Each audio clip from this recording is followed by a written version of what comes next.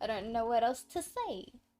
So, I was originally going to play Hi-Fi Rush today, but I remembered that really, really stupid, Twitter post that I made a few days ago, where I was so hype and excited and caught in the moment that Tango Gameworks got bought out by another company and saved, that in my hype and excitement I said I would sit down and finish the rest of Hi-Fi Rush in one sitting, and that was a really, really stupid thing for me to post because I don't have it in me to do that.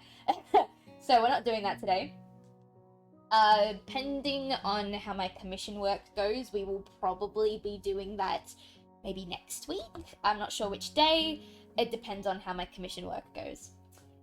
So we're not doing that. I wanted to play Minecraft, but I don't have it in me to go and explore the jungle that I was super excited for. That's gonna have to wait until maybe tomorrow. So, I'm left with my disabled girlies. Final Fantasy was not an option tonight. I have to use too much of my brain for Final Fantasy, so Final Fantasy will pretty much never ever happen on a Sunday, unless I have quite literally nothing else to stream. But anyway, I think we load. Oh, it throws you right into it. That's right. We're here to trash on Emmy again. Of course, we love trashing on Emmy in this chat. Trashing on Emmy is like I should put in my Twitter username, like, certified Emmy hater. Feels really bad for everyone who's, like, doesn't know what this game is, or, like, if their name is Emmy. Oops. But like, you know, I feel like I am the CEO of hating Emmy. Mods, crease that guy's Jordans. Get rid of him. The sound of my alarm brings me out of a dream involving pirates and some other stuff I can't really remember. Dude was dreaming about Sinbad, Legend of the Seven Seas, which is my favorite, not even DreamWorks movie, my favorite movie. If you guys ever have the chance, go and watch 2004 DreamWorks Sinbad, Legend of the Seven Seas. It's fantastic, phenomenal. I'm pretty sure, if I remember correctly, it was also DreamWorks' final 2D animated film. I'm a little bleary-eyed, and it feels like it takes me longer than usual to get dressed and down to the track. A glance at my watch reveals I was right. I am, in fact, running a little late. I had it on DVD. I have it on DVD. It's... hang on. I can't remember if it's still at my parents' or if I brought it with me. Give me a second.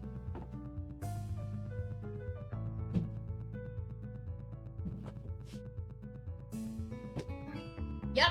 Right here. And I have a PlayStation. I have a PlayStation 5 and a PlayStation 2. I'm pretty sure the PlayStation 2 also works as a DVD player, so now I can just boot up Sinbad whenever the fuck I want. I'm so excited. And my partner's gonna be moving in and he has a PS3, so we can watch it on the PS3 if we want. I love physical copies of media, which reminds me, next time I see my parents, I need to get my copies of Back to the Future from them, because I haven't got them.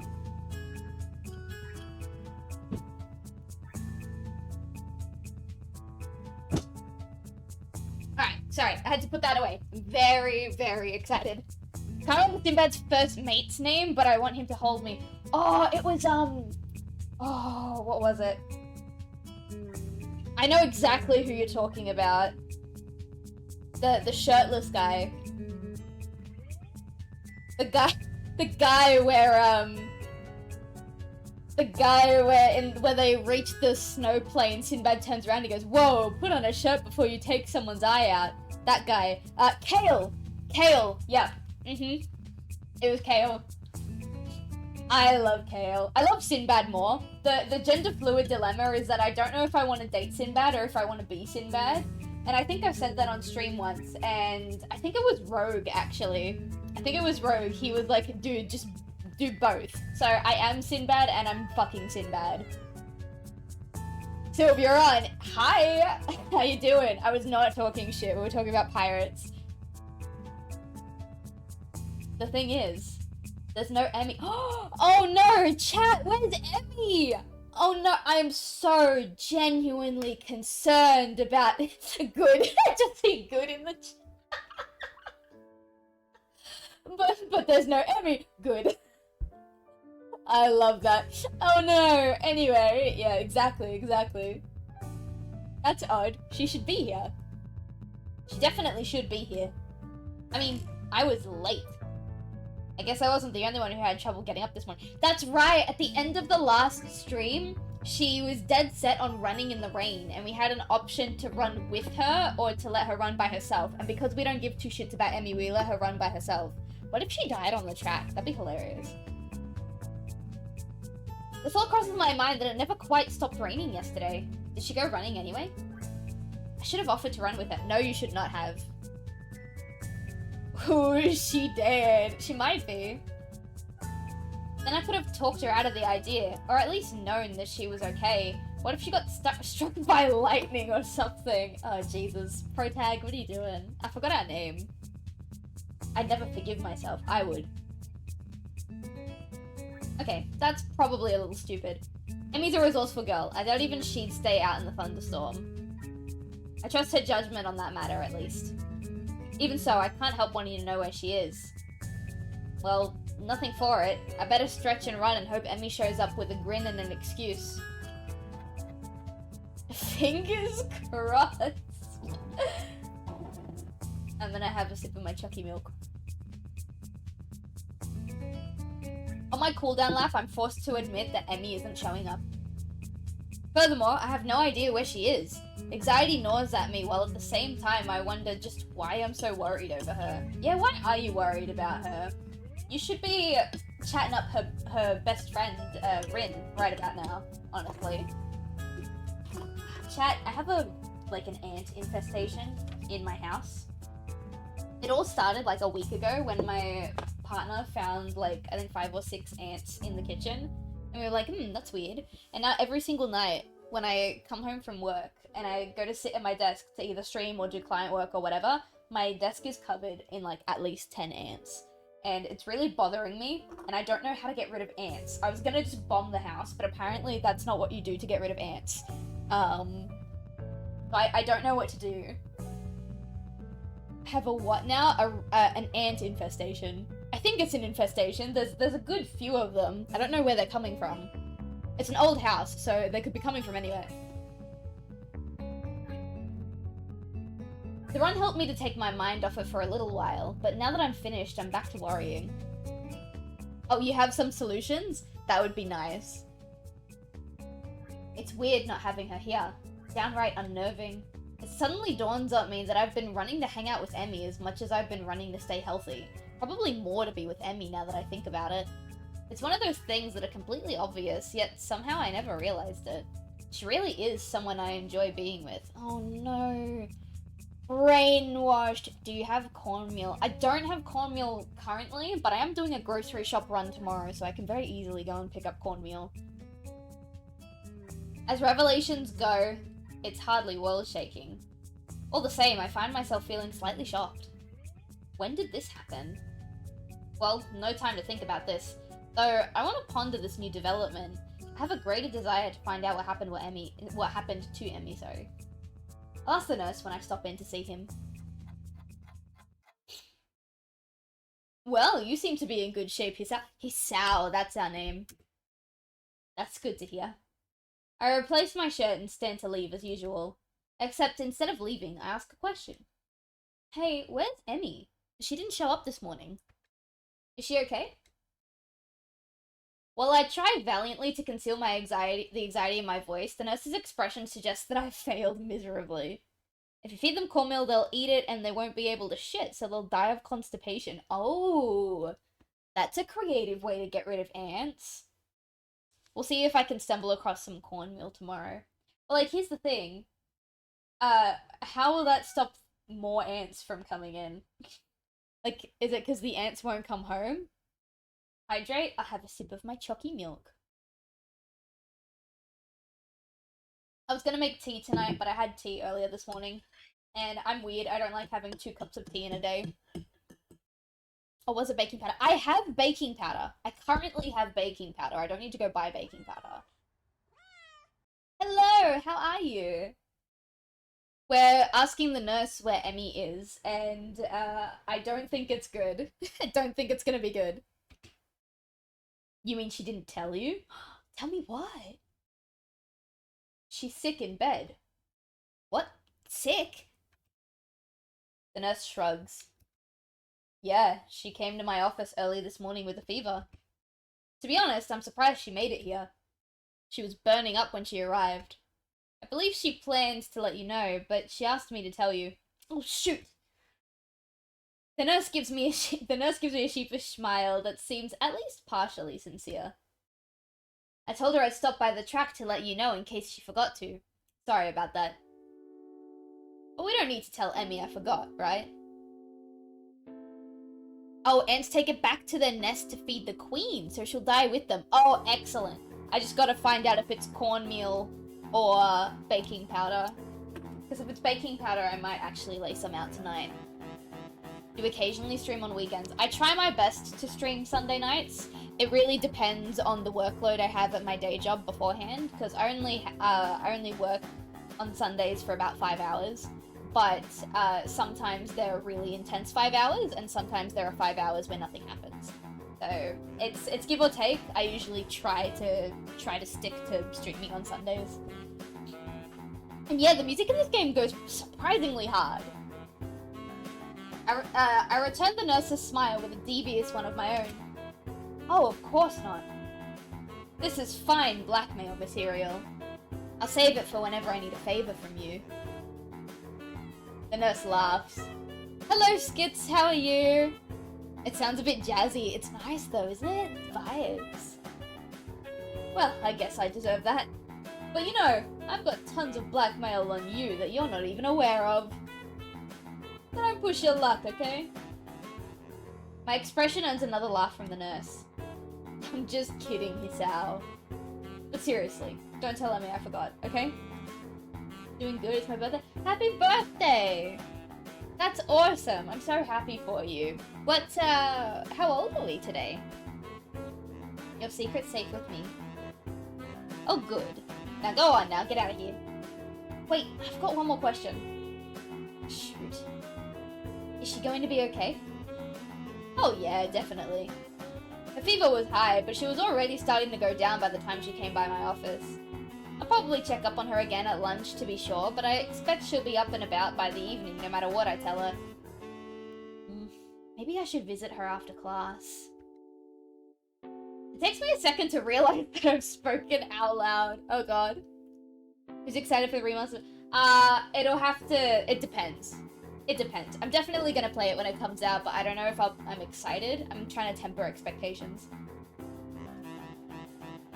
The nurse raises an eyebrow and gives me a searching glance for a moment.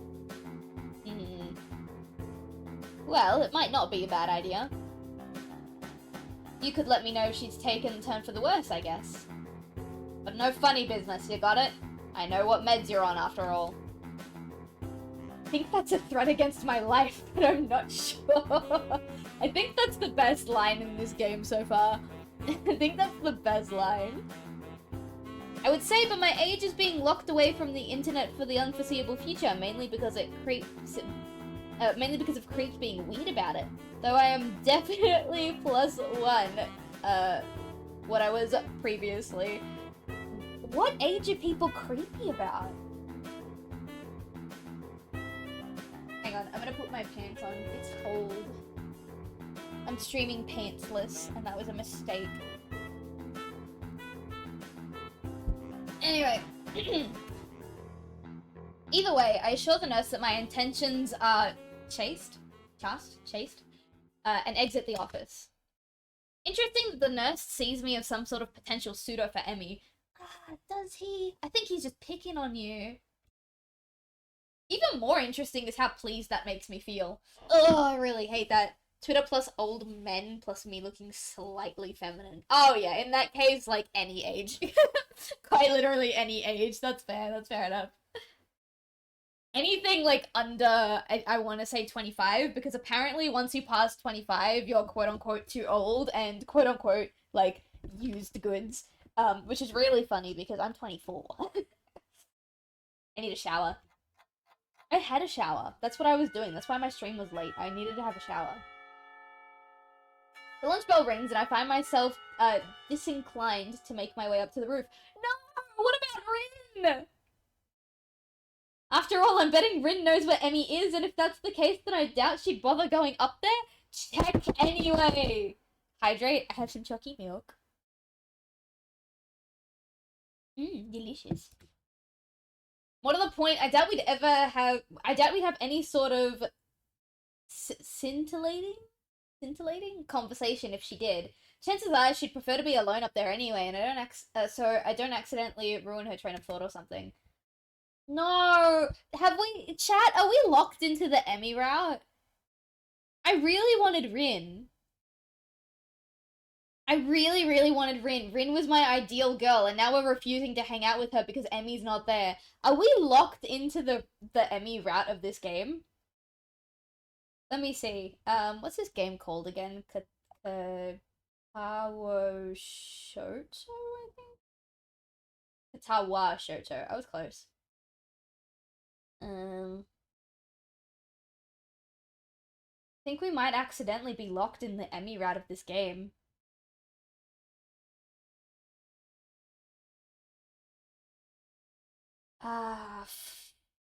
Hang on. Emmy's route. Let's see. Day before the festival. Blah blah blah. Getting art supplies for Rin. We did do that. Yep. Act 2. We are.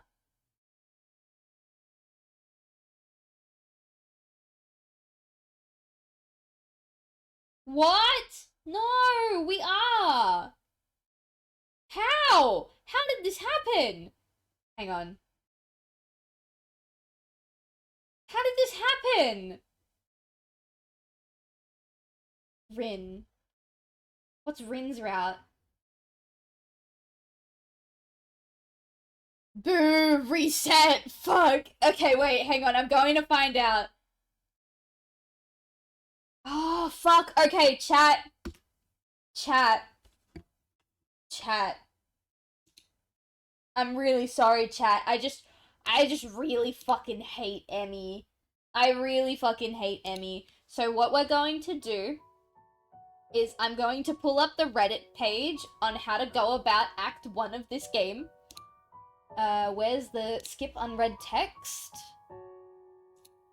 And we're gonna speed run Route 1 of this game. Route 1? Fucking Chapter 1. The Reddit page doesn't want to load. Let me do this. I cannot fucking believe that this happened, chat. Oh fuck, the fucking Reddit page is 18 plus, so I can't look at it. Can't look at it without logging into Reddit, and I don't remember my Reddit login. Fuck, okay. Where else can I go to look at this? I don't wanna... How do I get Rin's Path game packs? You need to make all the other girls not happy.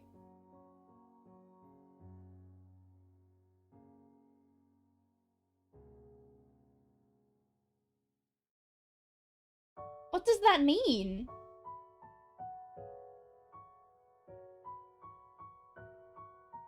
Also, what I find really funny is that this page calls Shizune Shitsune because they all hate her.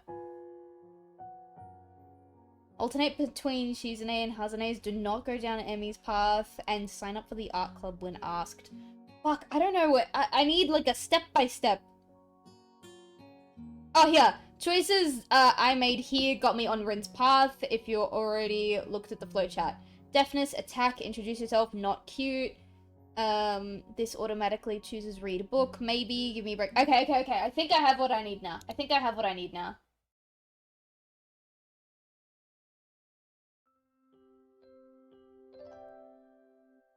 How do I activate skip mode? Alright, we're gonna skip through all of chapter 1, except for like the choices that it gives us. So we're gonna be here for a little while. I'm gonna open chat on my phone because whenever I tab out of this game, it's like really weird. Oh shit, it doesn't say what I'm supposed to click here.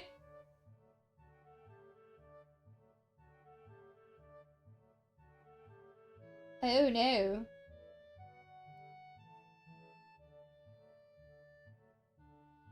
It doesn't say what I'm supposed to click here, so I guess, yeah, of course, why? Skip mode.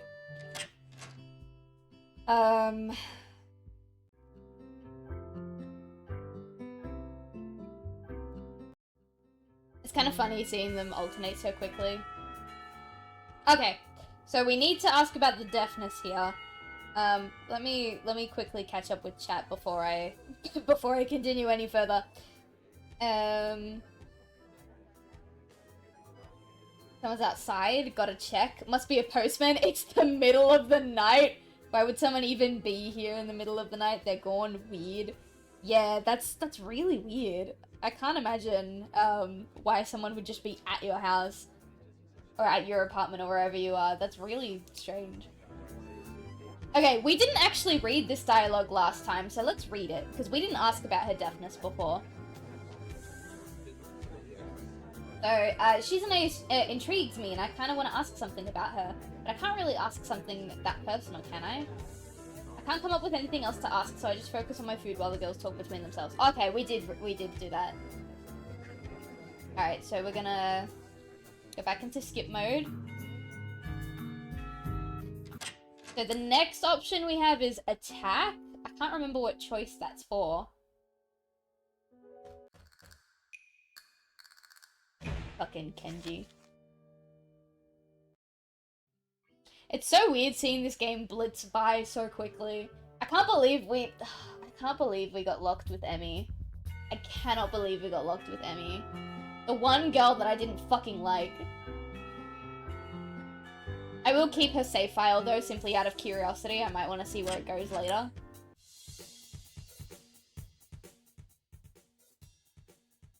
Okay, so we have attack. That was our next option. I don't think that's what we did last time, but I don't care. We're gonna skip.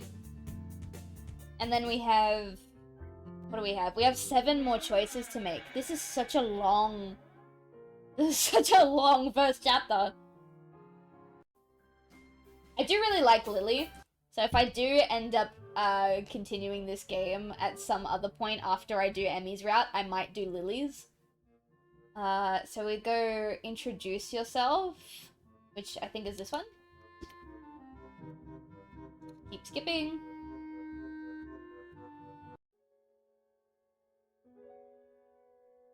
We got 5 more choices, I believe. 5 or 6. Could go either way. Not cute. Okay. I'm not reading the context around these. I'm just doing what I need to do to get to my girly pop.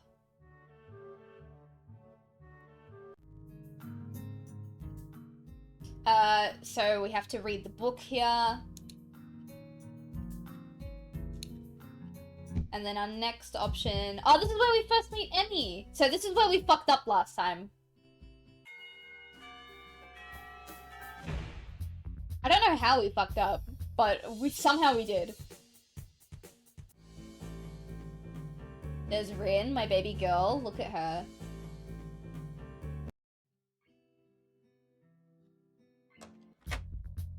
Jesus, these girly pops, they jump scare you sometimes, honestly.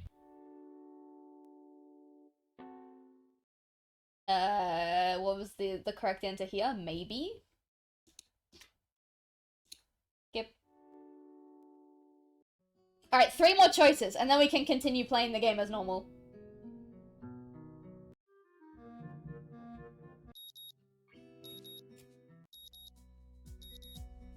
Oh, this is where we officially meet Emmy. Oh, I forgot about the bathroom scene with Kenji! Oh, thank God they put the leaf there.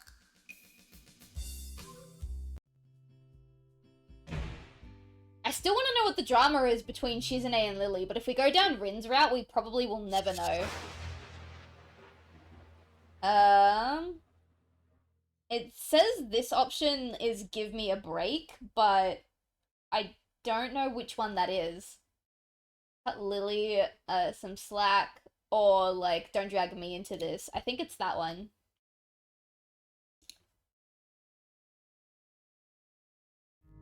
Sorry, in bad shape, and then interested in art club are the last ones. We fucked up hard, apparently. I don't know what we did. I don't know what we possibly could have done.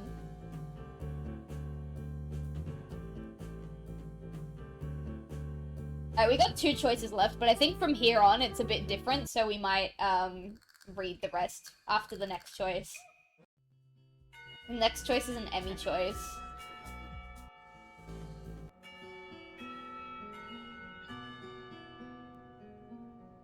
Come on.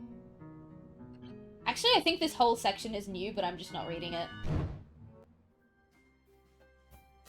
Oh, I remember this. I don't remember this. Whoa. Oh, oops. Auto mode, I guess. I don't remember this section. Hang on, how do I... Text history. I don't... This is all new. Where does it start? Kind of sweet. Okay, I guess Yamaku's kind of different though. I mean, the formality surrounding everything, the isolation around it, not to mention the most obvious difference. It's kind of a whole different mindset. I suppose I'll get used to it though in time. She gives me a matter-of-fact nod, apparently pleased with my answer. It feels almost as if she's included me in the flock of students she's shepherding along with along with class 3-2 and Hanako. Can I use my arrow keys to move through this? I can't. I can go like that. No, I can't go like that. Okay. This is gonna make it a bit difficult to read.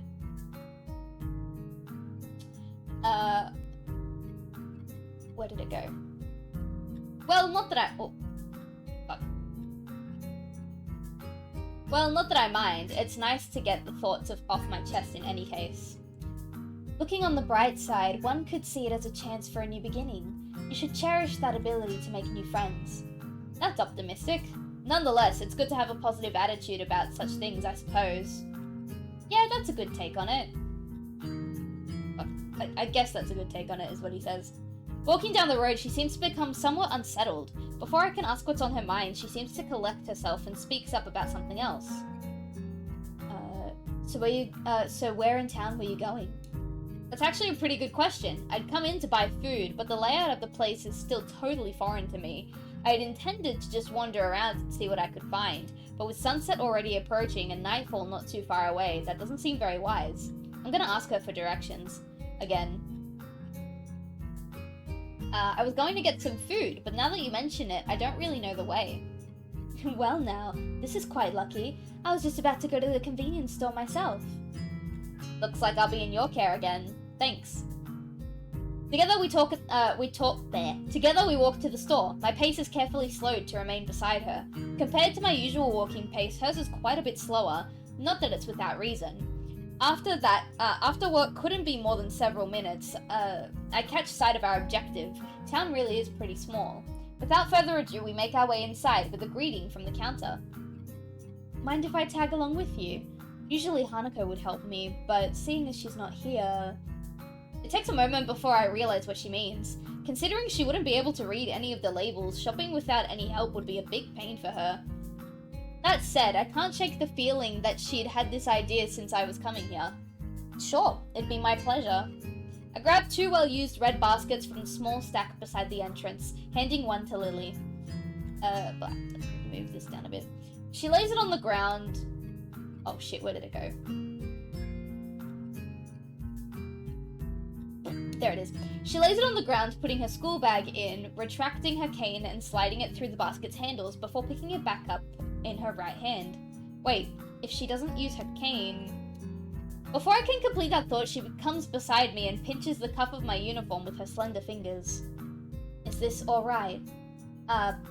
Sure. Hydrate time? Okay, here we go.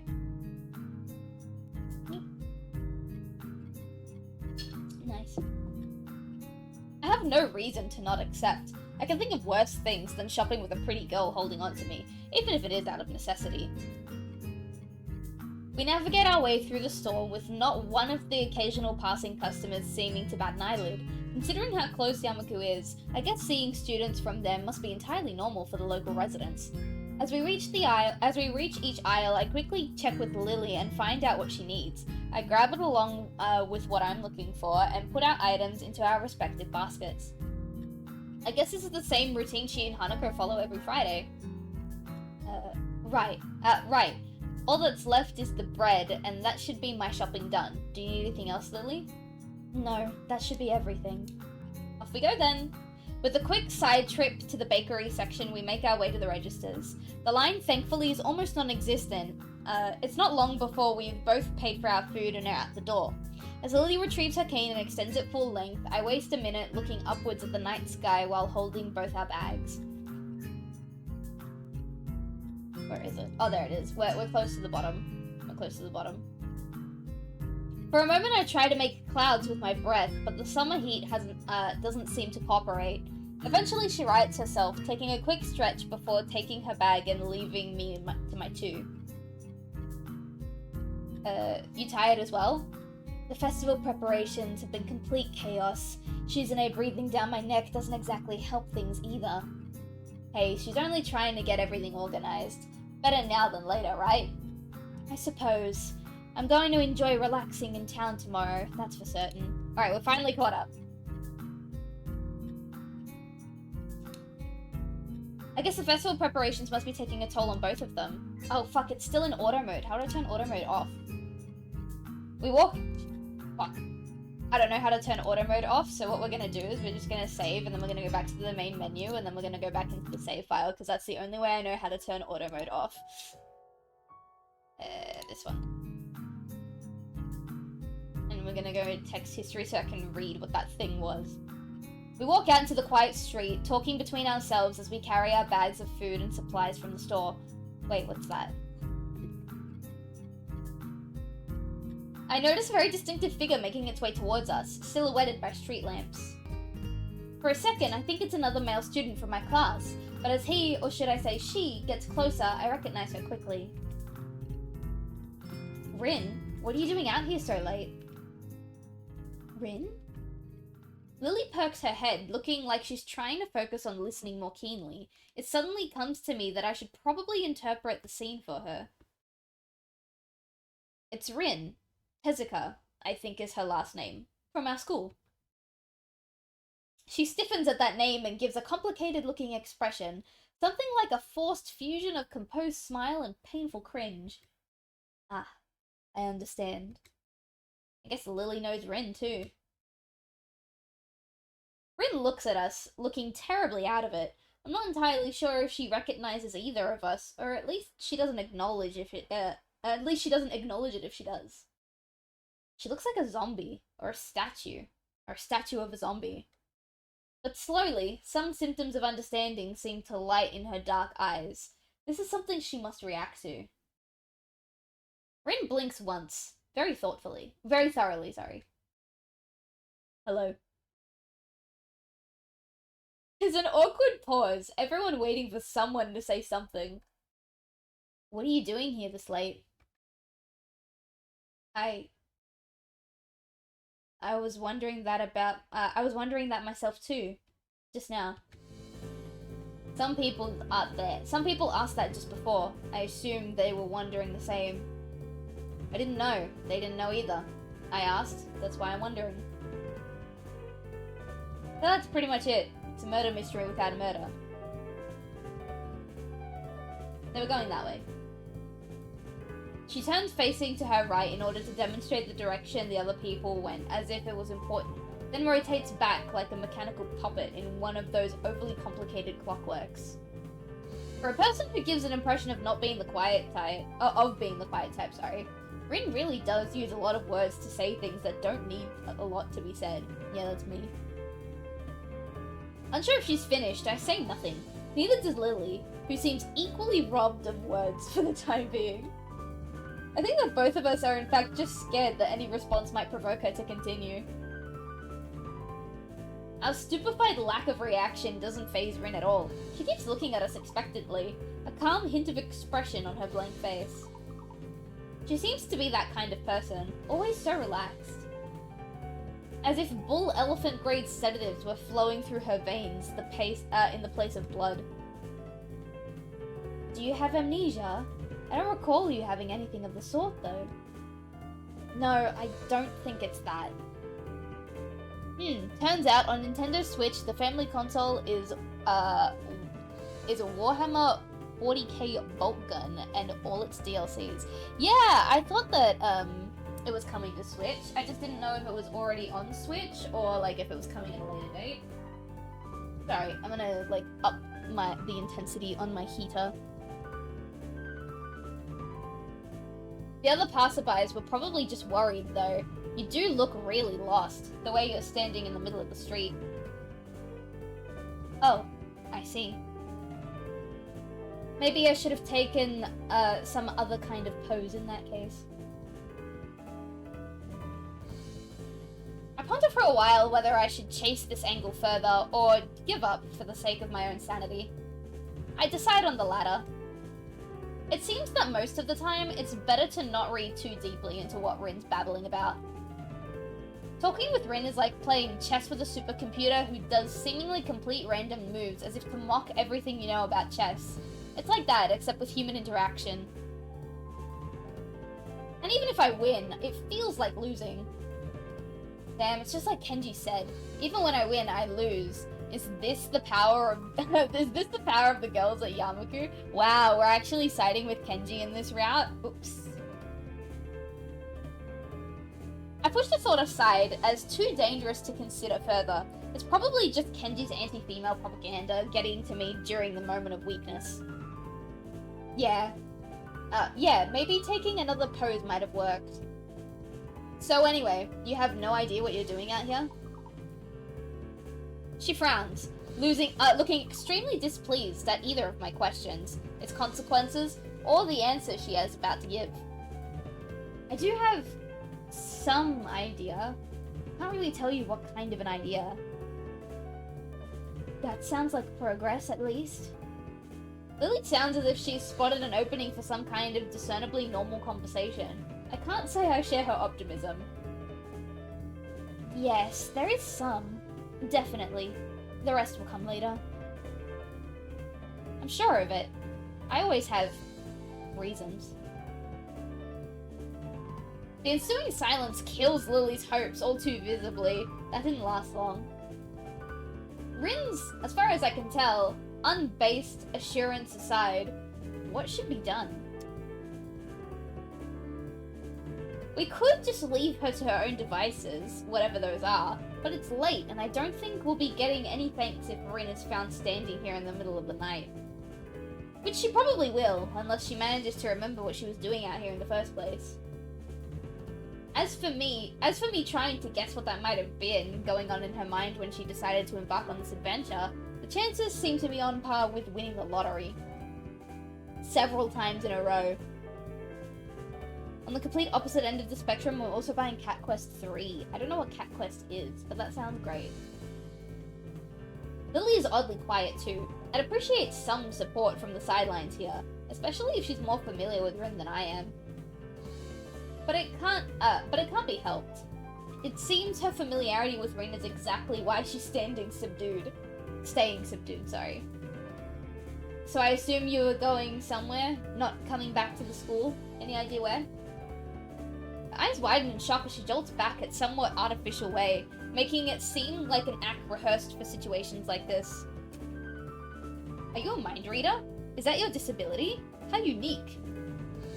No. What? Why would you think that? You knew what I was doing. It was just an educated guess. We walked the same street in the other direction just before to get to the store. If you were going to school, we would have met you on the way. Oh. She looks a little disappointed. Like Kenji, Rin appears quick to jump to completely irrational conclusions. Oh no! Is Rin gonna end up being just Kenji but with boobs? That's not the vibe I got from her at the start of this game. Just having a sip of my milk, sorry. Maybe it's something in the water here. I make a mental note to stock up on soft drinks. You know, that is the second time this week that someone asked if I was a mind reader. Do I really give off that impression? Rin shrugs her shoulders, which is all the answer I get. You know, maybe you should come with us back to the school. Lily interjects just as I'm about to further debunk my alleged mind-reading capabilities. She sounds rather concerned, the paper-thin smile on her face badly disguising that fact. Maybe she came to the same conclusion as I did. For everyone's sake, I decided to let the mind-reading topic drop at its entirety. It's entirely insane anyway. Inane. Sorry, I can't read.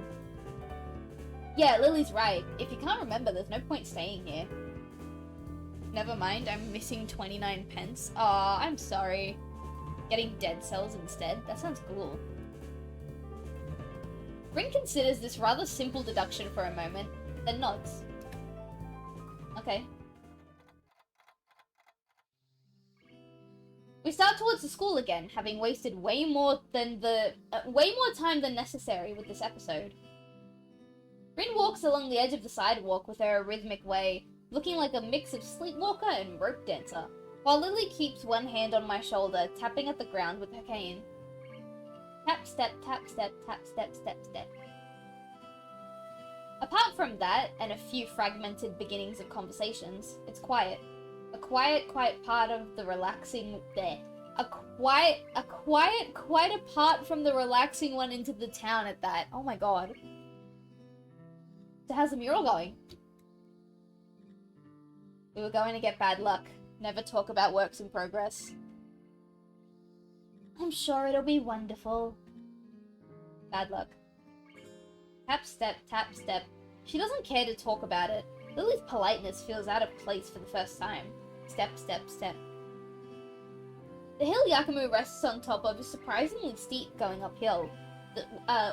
There. We slow the pace, but I still feel my pulse rising and breathing getting heavier. Almost there. I can see the gates already. More than that though, I notice that Lily's hand slightly tightens on my shoulder, interpreting it as a gesture that she wants to ask something. I speak up. Anything wrong, Lily? I resist the urge to say aside from our traveling companion, but only just. Hey, leave her alone. For a moment, she seems to debate whether she should even bring it up, but goes for it anyway. Is everything alright? Alright? How do you mean? The fact I can't interpret her incredibly vague question puts her off for a second. It's just, you seem unusually tired, I guess. Now that she brings it up, I notice my breathing is strangely heavy. The uphill walk really has done a job on me. Lily noticed it all too quickly. Okay, so I'm supposed to say I'm just not in very good shape, which I think is this one. And then we got one more choice after this. It's alright. I just need to catch my breath. My condition isn't the best these days. Oh. Is it something that is related to you being transferred here? I mean... She cuts herself off rather abruptly, maybe realizing she was being a bit intrusive. Her instincts are sharp though, and while I don't like the subject, it's not like I should lie about it. If it's Lily, I don't think I mind. I'm just a little weak for the time being. Hanako. Hanako said you look fairly healthy, so I naturally thought... Lily doesn't finish her sentence again, letting it trail off with a measure of concern. As she furrows her brow, Lily's uncomfortable expression spurs me to say at least something to ease her feelings. It's surprising she's this flustered, considering her straightforward attitude with her own blindness. She must know that not all share her own comfort about such things. No, it's okay. I have a pretty, I guess the best way to put it would be messed up heart. Arrhythmia. Just waiting till Sonic X Shadow Generations comes out on 25th of October. I may have pre-ordered it on Steam. I'm gonna pre-order a physical copy because the physical copy pre-order bonuses are fucking amazing. And that is the only reason why I'm pre-ordering Sonic and Shadow Generations over Silent Hill 2. Because both have pre-orders available and both come out in October, and I'm obsessed with both franchises. But Sonic X Shadow Generations comes with a whole bunch of physical pre-order bonuses, and Silent Hill 2 comes with none. So... they made the choice for me. I had a bad heart attack a while ago because of it. I spent most of the spring in a hospital, ended in Yamaku on doctor's orders. She silently nods her head in acknowledgement. My answer, though, only seems to make Lily furrow her brow even further. She doesn't seem to quite know how to react, given we don't really know each other all that well. I can't really fault her for it, given I had the exact same reaction. While I do want to assuage, I don't know, her concern, I really don't want to dwell on this either. Don't worry about it. I try to offer a reassuring smile, but then I realize the futility. Without knowing this, Lily smiles at me reassuringly, but doesn't say anything further. Arriving at the dorms, Rin stops in front of her mural, as if lightning struck her. She's been so quiet for almost all the walk back, that I had forgotten she was here. It's Friday, isn't it? Yes. Friday the 8th of June. This is bad. Bad? Why? I think I'm going to go in the fetal position and throw up. Possibly in reverse order. Oh, she's great. Is something wrong? No, nothing's wrong. It's Friday and nothing is wrong yet. This mural is going to need to be finished by Sunday, so everything is alright. Do you have any drugs? Or a time machine? This is not good. Not good. So she's behind her schedule. Recalling Shizune's exasperation at Rin's carefree attitude several days ago, I don't know what to think. She has left herself open for a I told you so, unless she can pull off whatever she needs to pull off by Sunday morning. Oh, sorry, my phone just went off very suddenly. Rin keeps staring at her mural, looking as mortified as she can. Leave me. We're gonna need to work for a while. I glance at Lily, expecting her to share an incredulous look with me as I roll my eyes, but then I realize she's not the one to do that kind of thing. Is it because she can't look at you? Or is it because she's a nice person? Leave me. We do, of course, not wanting to aggravate her any more than she already is. There's a churning bad feeling in my gut. Rin sure has a knack for making people feel worried about her. She seems like a person who should never be left alone. Maybe we should call someone? She sounded like she was going into shock or something. I'm sure she'll be just fine. She's just how do I say? Lily cocks her head a little, trying to find a polite way of calling Rin crazy without calling her crazy. Unique? Yes. Very unique person. I guess you could say that. She giggles at the notion of melodiously nodding in agreement. Sorry about leaving you stranded as you talk to her. I don't really understand her, so I keep my distance. And my guess was right. Lily offers a slight apologetic smile, as if she was sorry that her own shortcomings had prevented her from becoming closer to Rin.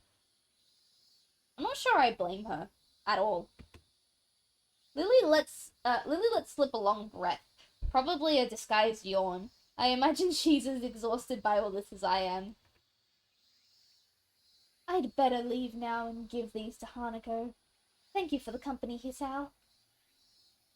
She smiles very sweetly at me. It feels different than normal, despite the fact that she seems to be smiling so often. Can't put my finger on what the difference is. It's just different. Relaxed, I'd say, but that's probably just relief over getting rid of Rin. Maybe. Yeah, good night. Say hi to Hanako for me. I will. Good night. Alright, we got one more choice to make, and then we can get back to where we were. I don't know how we fucked up so badly that we were on Emmy's route.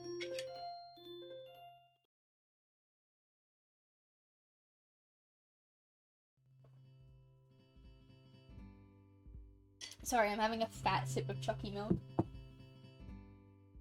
The students roll into class for the Saturday morning session, each and every one of them sporting the tired eyes of people who have worked through the night. With only a day left to prepare, I suppose it's not so surprising. Thankfully, we only have to suffer through classes until the lunch break, and then our time is our own. Muto lurches into class in a tired stagger. I suppose the students aren't the only people that enjoy their late Friday nights. Without saying a word, he scrawls some page and question numbers on the board and slumps down at his desk. It's completely atypical behavior for him, but it appears that no one in class is going to call him out on it. Wordlessly, the students shuffle their textbooks into position and get to work. Not wanting to break the trend, I do the same. Fatigue has made the class antisocial. Not a peep heard among the ruffling papers. That can partly be attributed to the 2 empty seats beside me. For some reason, Misha and Shizune aren't present, probably doing council work for the festival.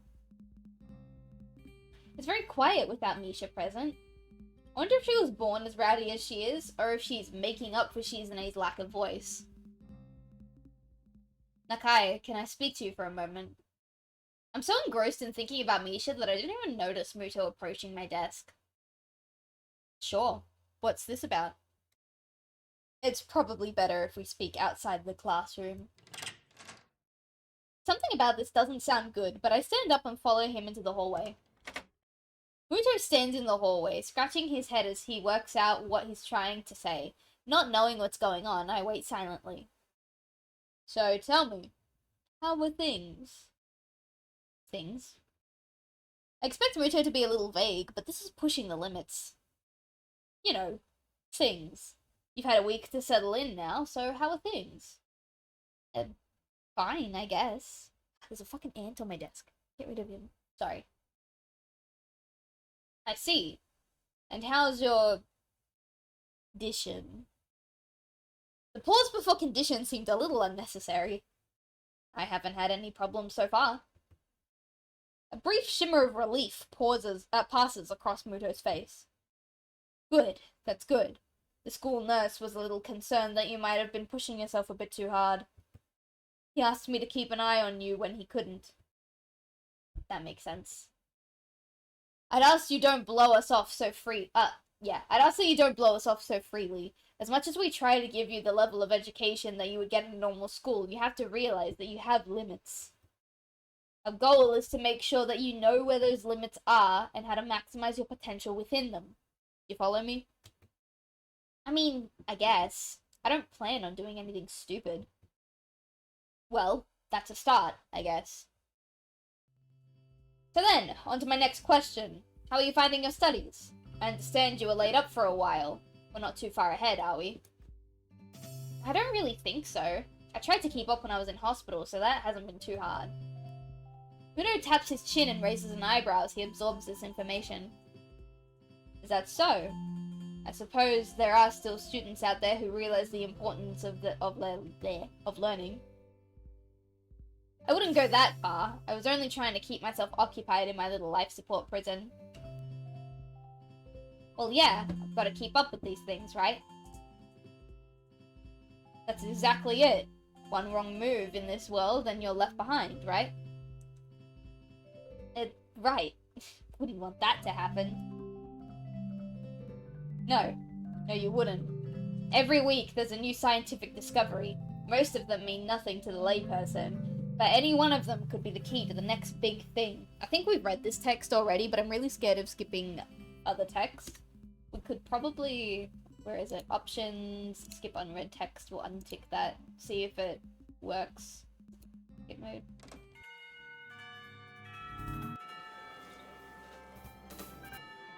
Okay, we're getting art supplies with Emmy now. I remember this. Emmy's being fucking weird. We're gonna go get some Prussian blue. You already told me. I glance sideways at Emmy, and she glances back in a way that tells that she's heard this one before too. Neither of us say anything to Rin, though, so she continues her monotone soliloquy in an unfunny stand-up comedian. You should become an artist. No bad luck guaranteed. Don't you think that would be a good idea? That only blind people should become artists? No, not as such. You might have a point. Abandoning this train of thought, she turns again to consider her work and starts humming a tune that I think I recognize, but I can't remember the name of. Emmy arranges the supplies we brought and moves a few paint cans around, trying to bring some organization to the scene. Oh, we read this. This is the Prussian blue incident.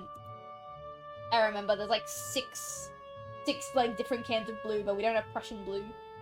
Emmy heaves a sigh. I guess I have to go back and get some.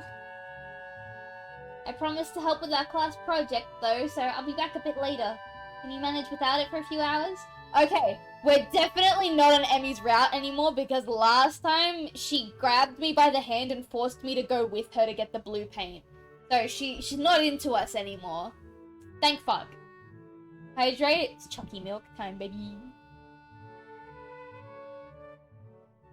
Numbo. Rin nods, and so Emmy leaves. I stay because I like watching Rin paint, and because I have nothing better to do.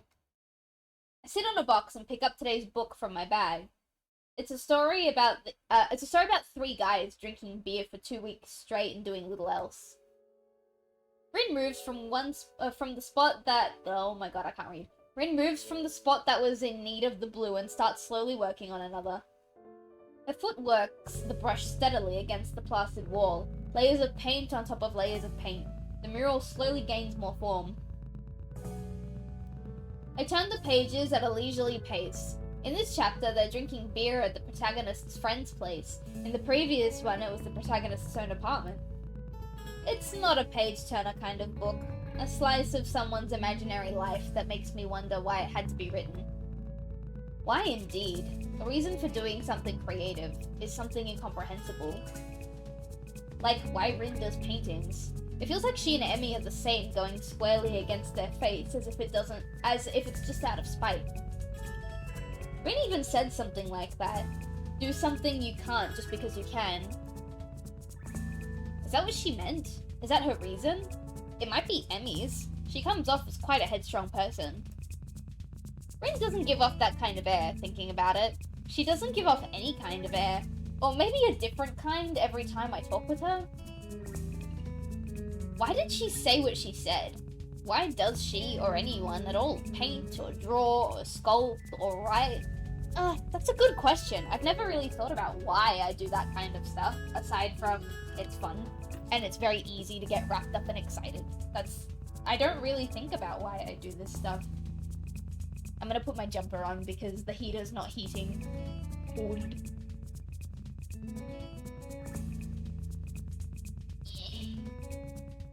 Alright, there. I'll just put my sleeves on. I'm not gonna put the whole jumper on, just my sleeves. Actually, no, I'm gonna put the whole jumper on. There we go. I've never had much of a creative impulse, so I don't think I can really understand it. It makes me feel hollow inside. What a grim thought. Can't really decide whether it's true or not either. Am I content being this way? I can't deny I'm feeling a little bit envious of Rin, but I can't really consider it a flaw of any kind. I'm myself and she's herself. Still, I do need to find something. Something that could make me feel a little less lost about myself, instead of just drowning myself in these books as I did in the hospital. I can't help but feel disoriented. The new school, lifestyle, the people around me contribute heavily to the cessation. Just got back from my kitchen cooking dinner? No worries, welcome back. I'm trying my best to fit into existing social circles, and most of the people I've met have been really nice. It still feels like I'm an outsider though, like I don't belong. I shake the feeling off. I realize that I'm spacing out. I have neither turned a page of the book, nor done anything for Rin. She's trying to pour some paint from a big can using only her feet, having not bothered to ask me. Or maybe she did and I didn't hear it. I create because I am possessed by the god of wine and madness. I damn love it. Yeah, you know what? That's more than fair. Either way, it looks very unstable. I quickly jump to help her, as it looks like she's about to spill the entire contents of the can all over the pavement. I take the can from her feet and pour some in the bowl. She doesn't say anything, and neither do I. I catch a glimpse of her eyes, looking silently at me from under her unkempt bangs. It's an unreadable expression, a perfect poker face, mixed with a hint of something like mild surprise. I wonder what she's thinking. Maybe she's wondering about what I'm thinking. Maybe nothing. A penny for your thoughts? Do you have any pennies with you? Yeah. I don't think I do. Then I don't think I'll tell. I'm not thinking anything either, so you're in luck. Except now, I just did. She frowns, looking very unsatisfied. It's hard to not think about anything, but it's important. I'm about to ask why it's important when some old guy walks up to us, looking like he has some business with RIN. Oh, who the fuck are you? Motherfucker's ugly. God damn! Anyway. Sorry. That was a guttural reaction. Good afternoon. How's it going? I can make it. RIN doesn't take her eyes off the wall and responds so naturally that I can only assume they know each other. I haven't seen the man before, so I naturally wonder who he might be. Maybe a teacher? His hair is faded to a silvery grey, so much so that it looks artificially dyed. I hope that's not the case. Small round glasses hang on the bridge of his nose, but it appears he's constantly looking over the lenses rather than through them. He's studying the mural intently over said glasses. Good, good. What bold composition you have here. He moves to inspect the mural closer, talking to himself about it in a way that makes it obvious he wants us to hear it too. Very good indeed. I don't really know what to make of it, but RIN doesn't seem to care much. She's looking around her working space at the various bowls of different tones scattered all over. Isao? A little more of this? Give me a second. I pour a 50-50 mix of two paints into a bowl to create more of the same pale pink tone RIN was using to fill up the shape of the man's face. RIN watches me doing so, which makes me feel nervous somehow. Her face is so unassuming that it feels she's just waiting for me to do something wrong. The man turns to reckon me as well, looking surprised as if he noticed my presence only just now. Maybe he did. Why, hello there! Who might you be? I'm a transfer student to class 3-3, Isao Nakai. Nice to meet you. Muto's class, eh? Well, I won't hold that against you. That sounded like seagulls. He laughs very loudly, obnoxiously loudly. A few small birds take flight from a nearby tree. Oh, okay, so it was birds, yeah. I was like, why does he sound like a bird? I'm Shinji Namiya, I think is how you say that. I have no idea. The art teacher. So this is the art teacher. In retrospect, I should have guessed that much. He even looks like one, as far as first impressions go. He does not look like an art teacher. I'm so sorry, he does not look like an art teacher. How did you end up assisting my protege? I wish I knew. I'm interested in the art club. That's what we have to say. I guess I'm a little interested in the art club. I blurted out, practically inadvertently. What do you mean? Nothing specific. I wonder if I could come by sometime, even if it's just to observe or something. I've been thinking that I should join some club or something, so... It's in no way a premeditated move, but a vague sense of determination has really been building inside of me the past week. I want to do something. I want to belong somewhere. It might as well be the art club, my shortcomings notwithstanding. The teacher seems pleased. Oh? You want to join? Well, we're always welcome new people, of course. Club meetings are normal enough. We study various aspects of the fine arts and try our hand at them, as well. Or our feet, you know. Or feet! Hey! My man knows what's up. He gives an embarrassed cough, but RIN doesn't seem to mind. I take a small amount of comfort from the fact that I'm not the only one with vocabulary difficulties in this school. Nomiya? I think I'm gonna need to learn how to say his name. Nomiya rebounds from his faux pas by theoretically checking the time from his huge gleaming pocket watch and slaps his forehead even more theatrically.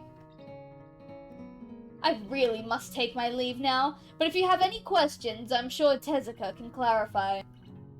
Somehow mentioning clarify and RIN in the same sentence doesn't feel right. However, I don't say as much to the teacher, since he seems to be in a hurry. If nothing else, you can strip naked and let the girls draw you. Exactly. Tezuka, I'm pleased to see that this little project is going so well. I just stopped by to remind you not to run off by yourself tomorrow. I've invited certain people to the festival for you, and I'm sure they'd like to meet you as well. I hope I'll see you on Monday then, Nakai. The teacher leaves, and we're left by ourselves again. Rin is still painting as if nothing notable happened, since nothing in fact did, and I'm left wondering on what on earth is wrong with me. Art and I haven't worked well together in the past, at least judging from the grades I used to have in middle school. Maybe a club will be different than the obligatory class? Who knows? I try to come up with something meaningful to ask about it, but to no avail. I'll just go to the club meeting and see how it goes. So he invited some people tomorrow just to check out your painting? He has a lot of art people friends. They like to talk about art. I think he wants me to talk about art with them. Somehow I get the feeling that you aren't too thrilled about it. Rin shrugs, not committally, but it still gives an impression of her general displeasure at the idea of having to discuss her painting, or any painting, with other people. I don't really like talking about art. It's already a way to talk without talking, so why bother talking about it? Okay, that's kind of fire. I kind of like that line of logic. Can't argue with that, man. I can understand that. It's like being bored and then talking about being bored because you're bored. I'm not following you. Have you ever talked about being bored? It's pointless and not very exciting. All you can really say about it is, I'm so bored. I once spent a week trying to think of something meaningful to say about boredness. It was the most boring week I've ever had. But that's pretty fitting, don't you think? Rin gives me a look. The laconic, there we go. The laconic kind that looks like it doesn't mean anything, but it does. Anyway, I don't know. I guess I just rarely can come up with anything to say about art. I mean, like this one you're doing now. I have no idea what to think about it, except that it looks nice. What's this painting about? It's not about anything at all. That's what I'd like to say, though I did. But that was a small lie. I said it anyway because I would kind of like it to be true. Teacher wanted me to do this, but I didn't have any ideas. I tried to have some, but nothing happened. So now this is a painting without any ideas. But what are you painting then? No idea. Come to think of it, I think I'll call this no idea. Ah, now I started thinking again. This is bad. Whoa! She shakes her head vigorously for a while, trying to shake thinking out of her head. That amber red hair flies wildly around. Bro. I want to know what she's thinking. Sorry, just having a sippy. This is why I had it sorry, I need to, now that we're going Rin's route, I need to change the voice I gave her, because it sounds way too close to Hisao's voice. What are we gonna do for you? I wanted to use just my voice, but I'm using just my voice for Hisao, so it won't really work out that way. Did I just get ink all over my fingers? Ew. Why did that happen? ADHD brain, I've been playing with a really old pen while I've been reading this, and the pen's just kind of leaked onto my fingers. Fine. Let's see. This is why I had Emmy help me. She makes it easy to not think about anything. You know, she just kind of talks and talks about nothing for hours. It's like her head is made of bubblegum foam, foam bath jelly. You're kind of the same, but not really. It's very helpful for you to stay here. When in doubt, you're a huge dick and make up some bullshit, idiots will eat that shit up. Oh yeah, they will.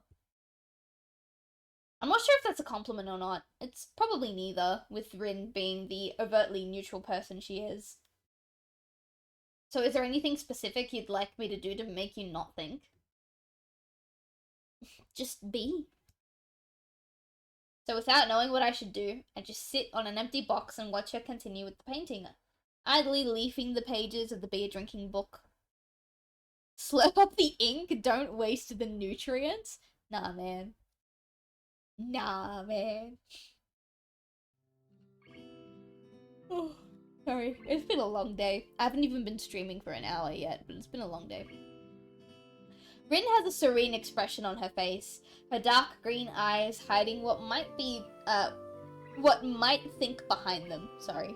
No, wait, that's supposedly not thinking anything, right? She quietly hums to a tune, interrupting every now and then with polite requests for more paint or another kind of brush. Her concentration is admirable, even though she seems to be sleep-deprived and under pressure to finish the job. Inch by inch, the painting gains more form, details being added on top of details, colours intertwining with each other, filling the empty space, growing on top of each other. I find myself thinking about inspiration and motivation to create art again. Where does one get ideas? They don't come out of nowhere, and I don't think there are muses that magically inject some inspiration in your head. Ideas have an origin and a purpose. The more I think about it, the more I'm convinced that Rin is lying about her mural, or at least twisting the truth. Maybe she doesn't even realize it herself. Probably not an hour, definitely not an hour. Well, yeah, but I had the countdown at the start of the stream. It's like barely been an hour since I've started streaming. You can't do anything creative without having an idea of what you're doing or what you're going to create. That would go against the definition. Every stroke must be decided to be drawn, even if it's made at random. Then that too is a conscious decision. So her painting, even this one, must be based on having some deliberate goal or idea of what to paint.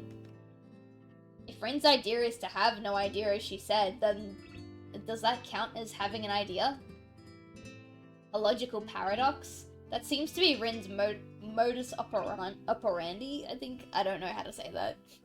For the most normal interactions, so it wouldn't surprise me if she hadn't even noticed this herself. I wonder if I should bring it up, but I'm not sure if I want to engage in an argument about logic with this girl. One of us would probably end up short-circuiting fairly quickly, so I discard the thought. Rin is squirming and shuffling restlessly. Even her usual blank visage breaks occasionally to pretty difficult-looking expressions, the kinds that one doesn't just come up with accidentally. Is everything alright? I'm back, what I missed. We have course corrected. We have course corrected. We are now set to be with Rin. Assuming everything goes right. Yes? No. My back started hurting again. This painting's too big, after all, and it's hard to paint in this position. Wanna take a break? After I finish this part. Of course, she doesn't take a break, and I don't bring it up again because that would be completely and utterly pointless. Rin continues her work, and I stay with her. I like to watch her paint, and I'm going to be a member of the same club she's in now.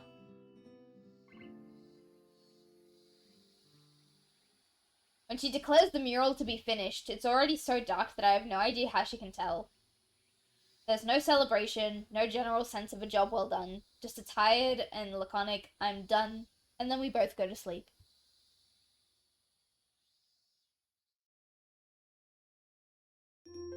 That's usually how I finish my projects too. I'm just like, I'm done. And then that's it. Still went on a big rant too. What did I rant about? Did I actually go on a big rant? I don't remember. I legit don't remember. I'm just mindlessly reading. The next day I wake up feeling a little lightheaded. It's almost noon already. Sleeping late is fine, since it's a Sunday and there are no classes. Oh yeah, this is the festival, so we're gonna skip what we've seen. Well, I joined the art club, so I guess I'll go with them. You did what? I joined the art club. Man, that was a bad move. Really bad. You know what kind of girls are in the art club. Troubled, angsty cuties who will tear your heart out and eat it raw. Not this dude. Yeah, it's Kenji, my guy. Well, I know one art club member, and I don't really see Rin suddenly becoming a psychotic murderer. Seems unlikely. Don't say that! Don't fool yourself! You have no idea what you're dealing with here, man. They're the worst kind. Oh yeah, damn, guys. Art girls, creative girls, literally the worst women on earth. Can't imagine being around any of them. Oh yeah, that's right, I was ranting about my aunts. Yeah, that's right. I do remember ranting about my aunts. I am? Yes. Art girlies are the worst girlies. They're terrible, they're awful, they're horrible, and no one wants to be around them ever. I hope you guys know I'm joking because I am an art girly. That's the joke. But anyway. They drag you in with all that fancy pants shit, and then when you least expect it, BAM! Bam? What?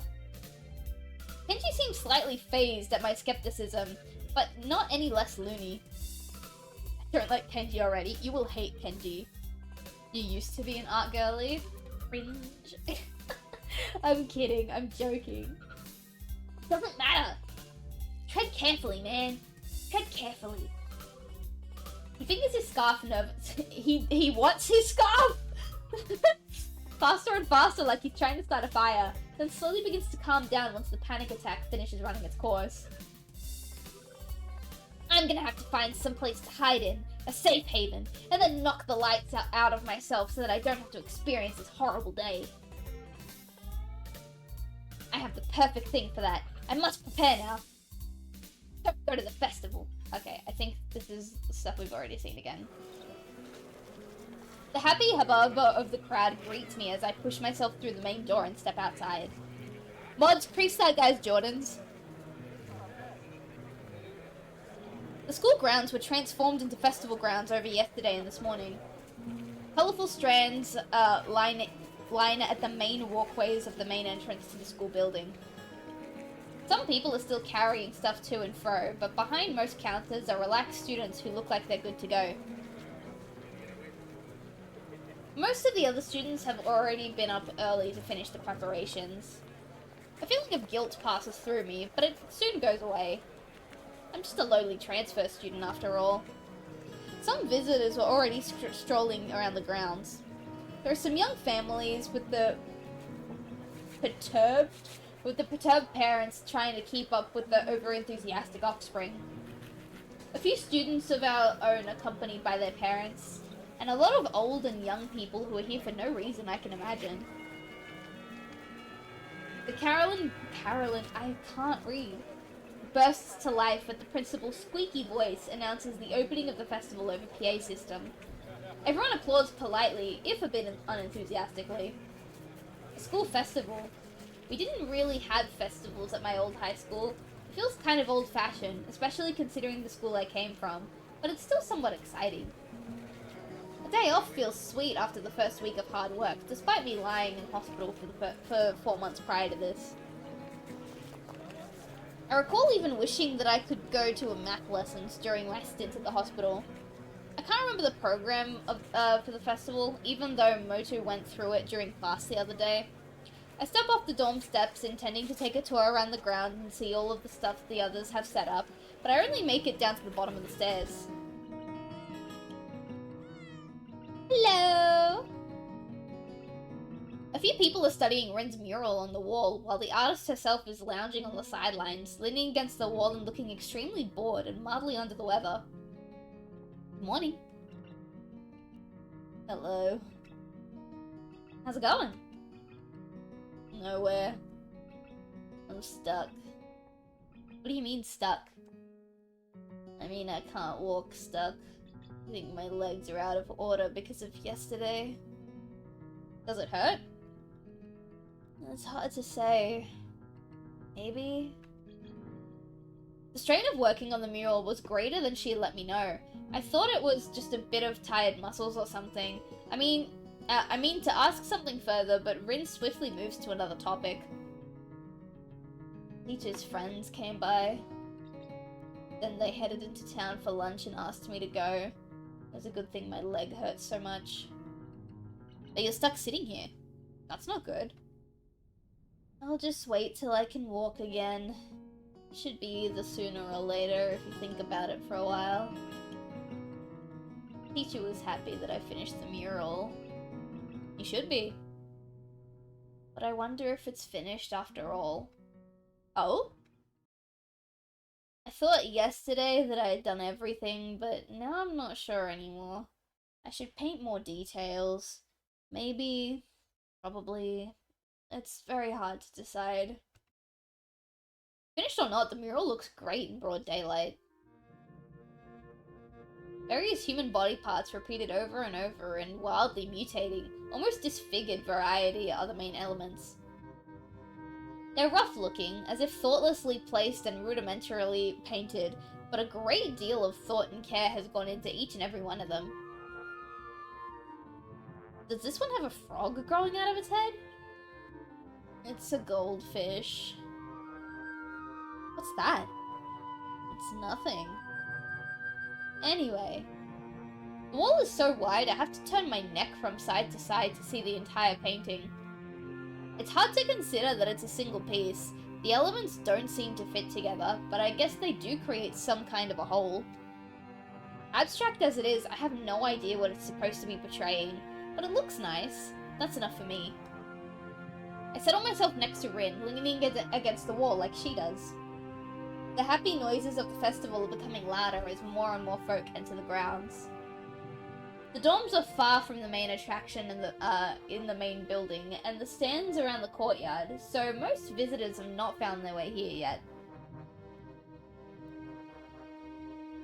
A somewhat bored expression settles on Rin's face, making her look detached from everything that's going on around her.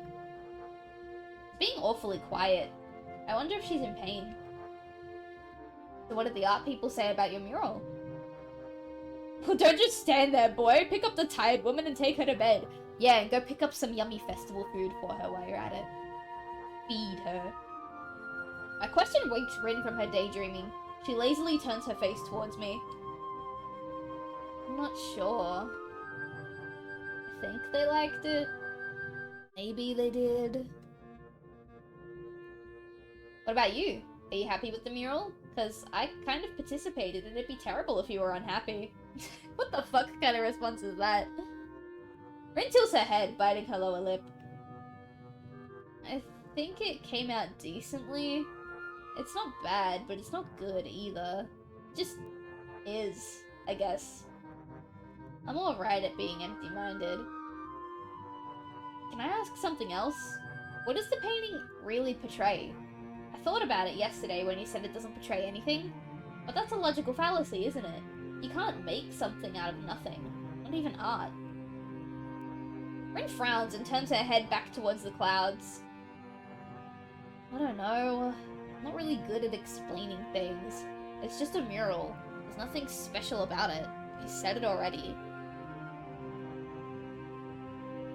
She sounds annoyed at my inquiries. I didn't know what I'd paint, so I decided to paint just a mural. It's a mural that portrays a mural. No, wait. I just thought up of a better way to say it. It portrays itself. So, it's a muralness at its muralness is at a maximum. At least as far as I can do. So, if you think it has some meaning, I think that's the same as this one has. Whoa. My brain did not process any of that. What did I just read? Whatever. I'm gonna have a sip of chalky milk. Yeah. I disassociated mid-sentence. I have no idea what I just read. That makes no sense. Meaning, I feel the corners of my mouth turning upwards into a smile that's just a tiny bit bothered. Oh, we actually get to see the thing in full. It looks cool. I've never understood art in the deepest meaning of the word. I get the basics, how art's supposed to be only a means for exchanging ideas and thoughts. However, I never learned how I should interpret a piece of art, to somehow divine what the artist intends to say through it. I know it's not any special skill, but somehow my brain can never connect art with anything else other than what I see. All I see is a mural. I can admire the technical skill. After all, even I know the difference between bad art and mediocre art and good art. But that's as far as I can go, so don't ask me anything about meanings, Rin. Her reply sure made me reluctant to ask her about it any further, either. So what are you doing when you... So what are you doing when you get on your feet? Nothing. Nothing. But there's the festival. Don't you want to go have some fun? I'm fine like this. You don't like socializing much, do you? I think I'm arguing more for her than for myself at this point. It's not that I'm particularly thrilled about the festival either, just a bit curious to see what it's like, and that's about it. Her answer is unsurprising. No, I don't. I guess me neither in the end. You should go if you want to. I know, but I can keep you company. I'm not used to all this just yet, so it's okay to take it easy. I can leave, though, if you want to be alone. I like it if you're here. We circle around each other with words, but eventually end up somewhere. Her saying that makes me feel oddly happy, so I stay. Her presence is something I like too. The odd, warm aura of sincerity that she seems to emanate makes it comfortable to be silent. I really like that. We watch people walk by, the two of us silent, everyone else chattering happily among themselves. Students are leading their families to the dorms to show their rooms. They pass us and the mural, maybe glance at it once or twice. I pay less attention to them and more to my companion, trying to figure my way past her cryptic, unreadable wall of a face. Rin's eyes flicker restlessly from one person to another as they walk by. Is she waiting for people to stop at the mural? Maybe secretly hoping someone would comment on it? I don't think anyone would assume she was the artist. We're just sitting here like a pair of hobos after all, and she doesn't even have hands. I wonder if it's even in Rin's style to fish for compliments. She seems so aloof. More people walk by, some of them pointing their fingers at the mural, exchanging words that I can't make out. Someone drops a snow cone on his shoe. Too bad for him. Everyone seems to like it. I suggest it tentatively, throwing a topic in the stale summer air separating us. Rin doesn't answer right away, but by now I'm mostly used to her occasional slowness when she must talk. It's like she takes great care picking her words, which is really unbelievable when you consider the jumble that comes out of her mouth. I wanted to make it so that you can just look at it without thinking. Then I realized that it doesn't make any sense, so it became something like a mix of this and that. From far away, it looks like someone vomited a herd of butterflies on a wall, which is exactly what that obnoxious president person didn't want. Is that word that? Is that word that? What does that make? Huh? What word? That. What is the word for more than one butterfly? Oh, butterflies. Yeah, butterflies? That guy should have just eaten the shoe, no point in wasting the snow cone. You are very adamant on not wasting resources, and you know what, I kinda like that. Even if it is a bit unhinged. No, like a herd, or a school, or a heap. Oh, what is a group of butterflies called? I actually don't know. Let's Google it. What is a group of butterflies called? Okay, so we have a flight, a flutter, a rabble, or my favorite, a kaleidoscope of butterflies. That's so fucking awesome. A kaleidoscope of butterflies. That is so cool. Oh, I don't know. A flock, maybe? Maybe people like butterfly vomit? Rin looks at the mural, looking surprisingly unhappy. The middle could be better. Usually I like in-betweens, but this was a pain in my butt. Not literally, of course. Then again, I did get that too. Guess it was literally after all. Don't be so critical of yourself. She looks at me funnily, but shuts up. At about this point, I start thinking if I should really leave and do something more constructive with my Sunday. This is the pinnacle of social failure. A whole free day, a festival right outside my doorstep, and what do? Sit here with Rin, two bystanders with nothing to do except think what a pity it is to just be a bystander. 10 infestation, that's so rude. Butterflies are cute. Even realizing how pitiful it is, I don't do anything. I don't stand up or take off for a day of fun. Oop. Is Rin fidgeting? Rin is shuffling about restlessly, constantly swinging one leg over the other knee and then back again. She has a very irritated look on her face. Is something wrong? Yes. No. Yes. She suddenly hopped back on her feet. It's surprising. I thought she was still rendered immobile, but apparently that's not the case. I have to go find Emmy, or someone. I need help with something. I can help you. No. It's okay. One of us has to stay here in case something happens. Don't be ridiculous. Nothing even remotely interesting has happened since I came here, except that one guy who dropped a snow cone on his foot. Let me help you since I'm bored. So, what is it? Rin's lips flattened tightly against each other into an almost perfectly horizontal line. She closes her eyes and draws in a deep breath. When she opens her eyelids, a frighteningly stern look in her eyes takes me aback. I think she needs the bathroom. I think she needs to pee. Isao, you might not want to hear this, or maybe you do, I don't know, but it doesn't matter, and even if you did, or even if it did, you are not leaving me any choice. Okay, I couldn't read that. Oh, I was close. I'm having my period, and I need some help regarding that. However, I don't feel that our relationship is yet on the level where I could allow you to pull my underwear down in the girls' toilets, even if you offer to. That's why you should stay here while I go and look for Emmy.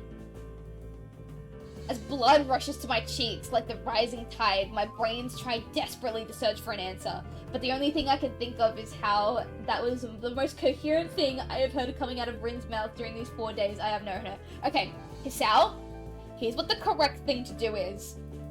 I am so sorry. I did not realize that was the problem. You sit down, relax, stay calm. I will go find Emmy for you and bring her back. Because when you are on your period, it is incredibly painful. It's incredibly irritating, and the last thing you want to do is get up and do things for yourself. Tell her to sit down and go and get Emmy for her. Yes. Okay, just yes. Not wanting to meet Rin's eyes, I turn my face aside, pretending I'm looking at someone's parents. From the corner of my eye, I see Rin turning on her heel and walking off without further ado. No! Realize this is early 2000s. I know, but the correct thing to do would be, I'm so sorry, stay here, I'll go get Emmy. And then you don't even have to tell Emmy what's happening. Just go to Emmy, be like, hey, Emmy, I'm with Rin by her mural, she needs your help, can you come with me? You don't even have to mention the cycle. I get it's the early 2000s, I get he's a high school boy, he won't know that, but we need to educate men how to deal with women's menstrual cycles. And how to help us manage. I feel like going to hide into some rock. I wonder how long Rin will be gone, or if she'll return at all. She does return eventually, appearing seemingly out of nowhere and sitting back to where she was, next to my place. I'm back. Hydrate, it's Chucky milk time. She says it flatly, like my blunder never happened. I prefer to forget the whole matter as well, so I keep quiet. Time passes and stands still. The sun gleams from high above the main building. It hits me directly in the eyes, but I just squint instead of moving. In a bit, it becomes painful to keep my eyes open just a little, and my temples start aching. My head hurts. I think this day gave me a headache. Can you believe it? Are you hungry? How is that related to headache? It's not. I ask because I am.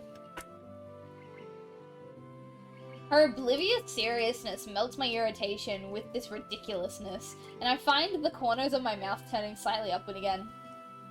You know what? So am I. I'll go get some food for us. What do you want? My treat. Doesn't matter. Get her something nice and sweet, but also something salty on the side. Returning with the food, I give one portion to Rin, taking the other for myself, and we dig in without a word. Rin looks upwards, fork hanging out of the corner of her mouth. What are clouds? I always thought they were thoughts of the sky, or something like that, because you can't touch them. Okay, so I saw this Instagram reel that made me feel really upset and disappointed in myself. It's this girl, and she goes, we're gonna do an autism test. We're gonna do, like, it's not an official autism test, but, like, yeah. And she shows a picture of a cloud.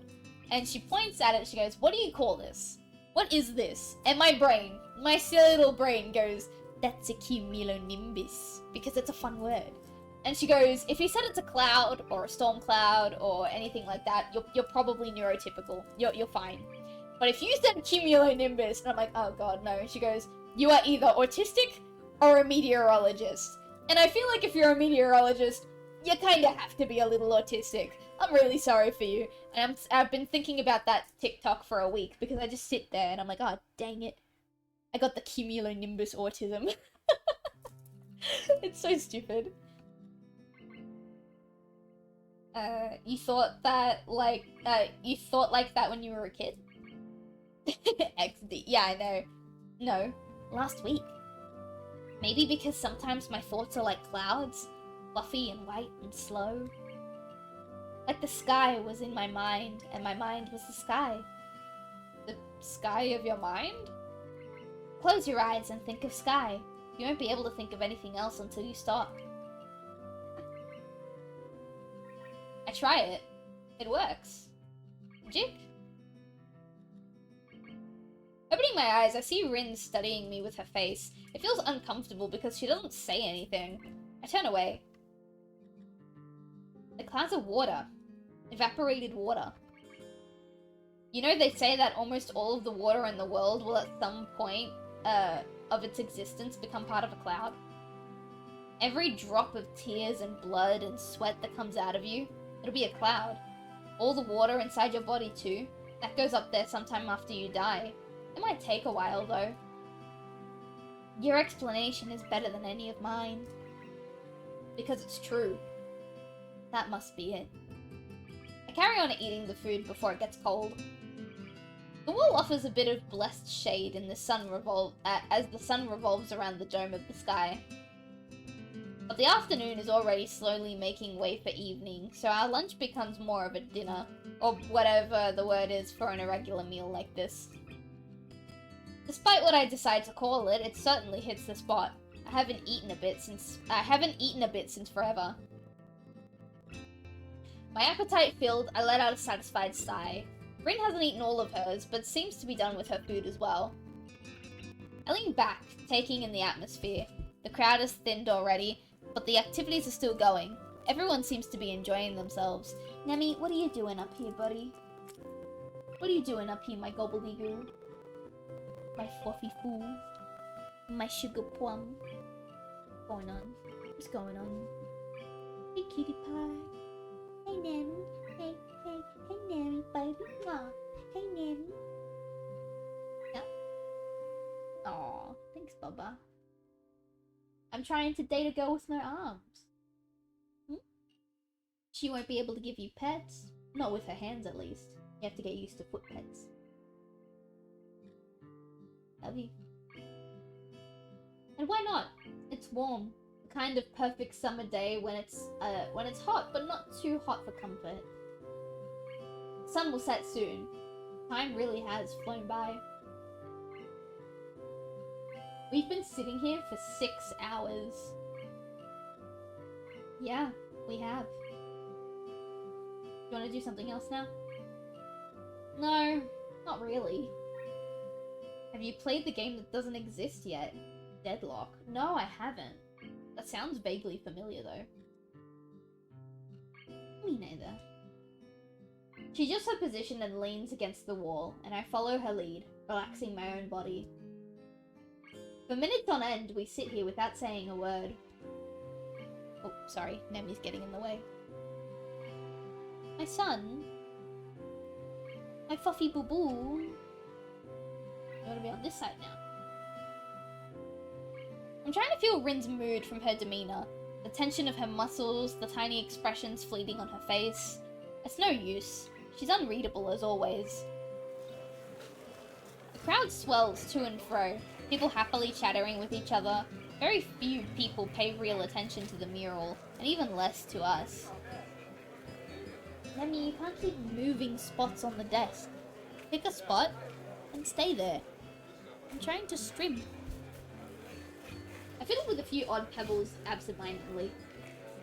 The act of doing something just for the sake of doing something. The pinnacle of idleness. Inch by inch, the sun creeps lower and lower towards the tree line, changing the color of the sky close to the horizon from golden yellow to orange and red as the moment of sunset draws near. Nemi, you can't keep switching from my left to my right. You need to pick a spot and you need to sit the fuck down. Yeah, lay down in the middle. Lay down in the middle. I moved my keyboard. You can lay down. And you stay there. Okay? He wants playtime. That's what he wants. He wants to play. So what we do, Nemi, is we're gonna finish the stream. Mummy's gonna do her physiotherapy exercise. We'll have a little bit of play to wear you out. And then we're gonna go sweeping night nights, okay? But Mummy has to finish the stream first. Okay? Yes, I love you too. Please sit down. I feel my stomach is filled with lead after eating so heavily, but the brick wall feels surprisingly comfortable against my back. I try to fight against the drowsy feeling that is overwhelming me, but to no avail.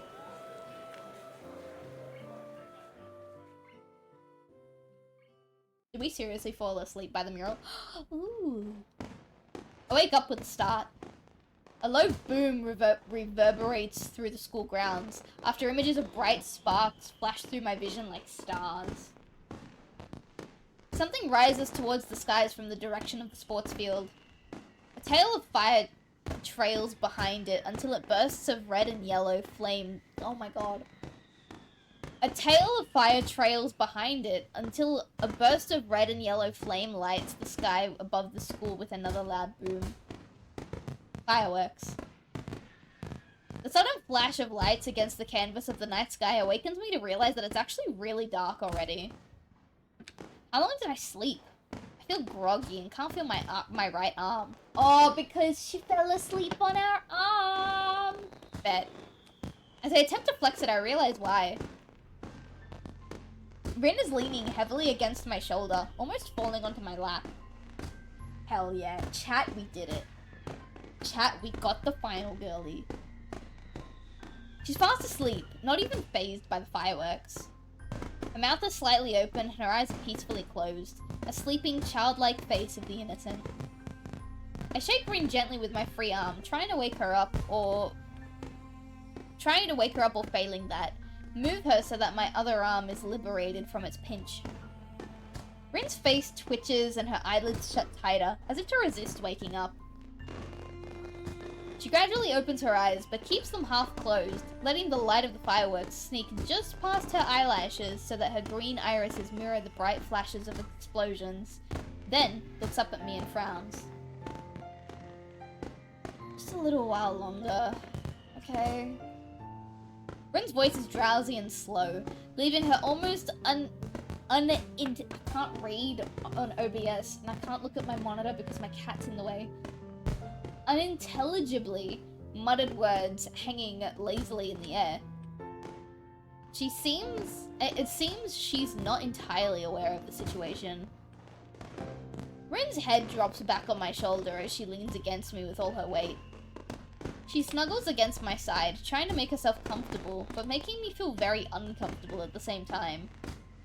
I become intensely, almost painfully aware of Rin's warm body and the deep, peaceful movement of her chest against my arm, her breathing soon returning to the even rhythm. Nemi, you have to get off the desk if you're gonna be like this. Thank you. Sorry, chat. My cat has returned to the floor where he belongs. I'm gonna have a sip of my chocolate milk.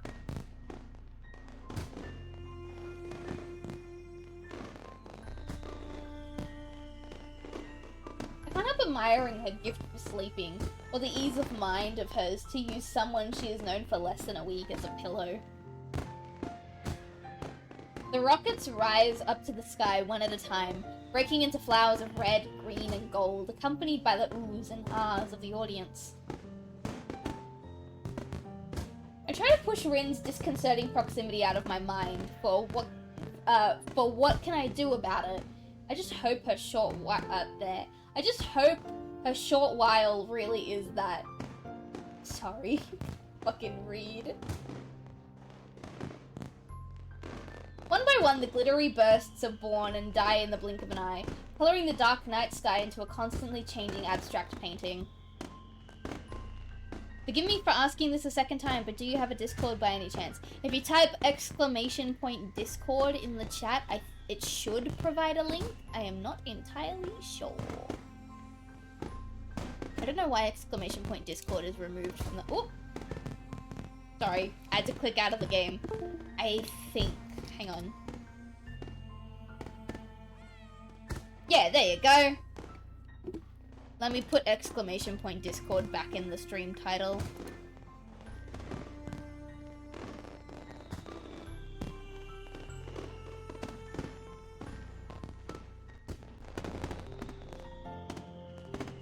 I also really quickly have to respond to something that my partner sent me. It is very important.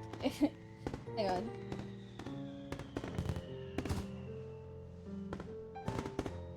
Okay, wait a second. Tuesday.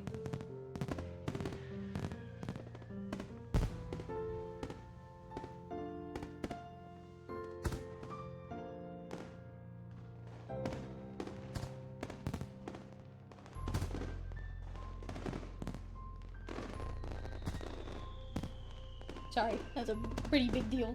Anyway. I listen to the low booms of the explosions and Rin's quiet breathing, trying to clear my own head of the post-awakening disorientation. Thankfully, just a while longer really proves to be just a while, as Rin stirs from her slumber and wakes up again before the fireworks are over. I fell asleep.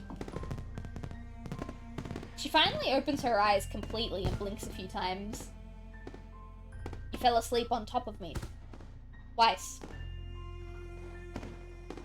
You didn't like it?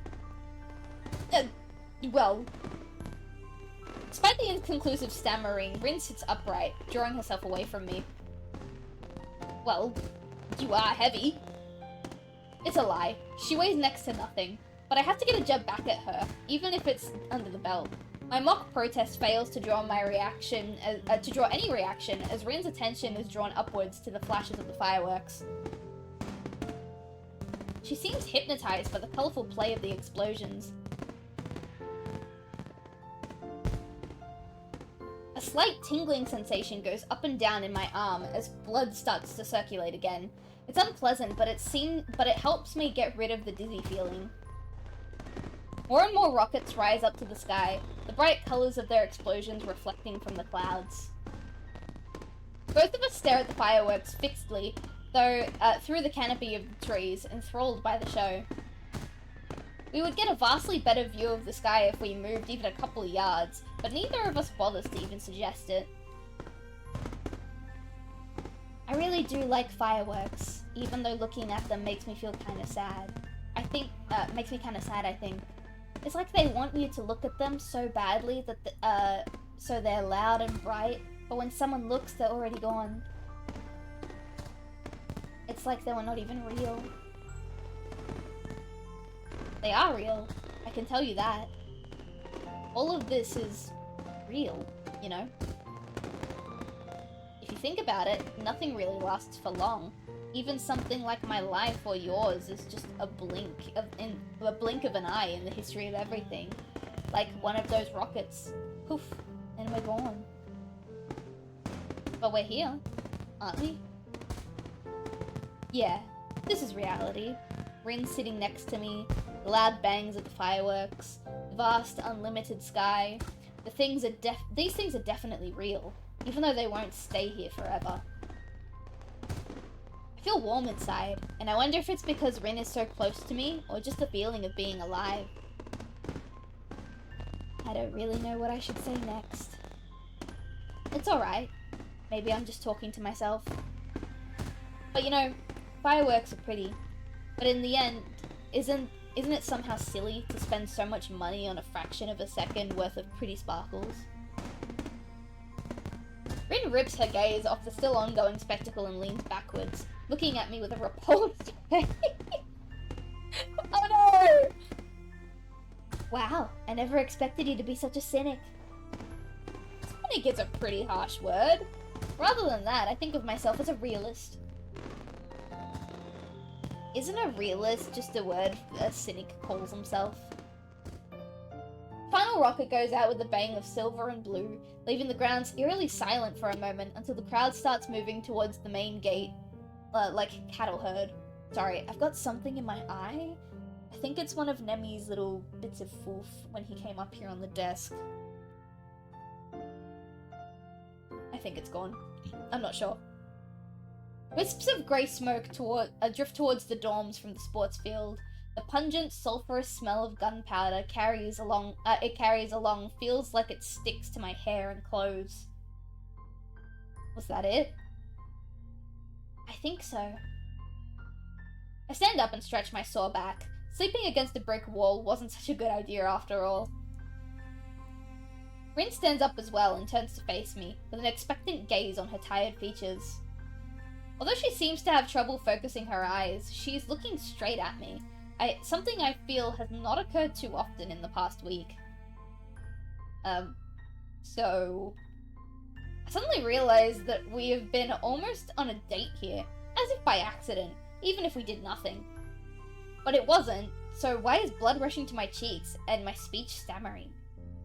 I don't know what I should say, especially since it seems Rin is waiting for me to say something, but luckily she solves my problem for me. Good night, Hisao. She gives me one more lingering look, measuring me from tip to toe, and turns on her heels and skips off, disappearing into the crowd. Okay. Good night. I'm left standing there, giving my response to the cooling night air. The festival turned out to be nothing like I expected. I ended up spending all day in one spot with Rin, even though neither of us agreed on nor suggested that we do anything. I just didn't have anything better to do, and evidently, neither did she. Rin's warmth lingers for a while longer in my body before disappearing into the falling night.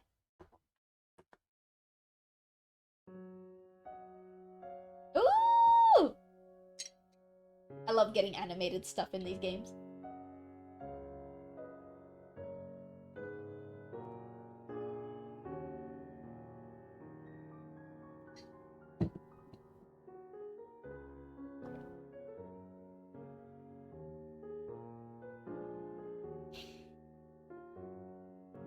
She's so pretty. I think Rin's my favorite.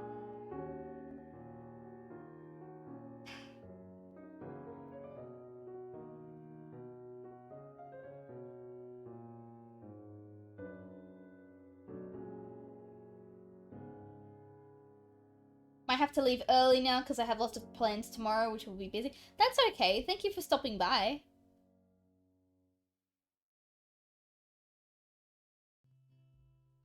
What's the time? 8:24. I think even though I started late, I might still finish at my usual stream time, just because I also have a very busy day tomorrow, and I have, like, my physiotherapy exercises take, like, 20 minutes minimum. So packing down from the stream takes about 5 minutes, so it'll be, like, 9:30 by the time I finish everything I need to do.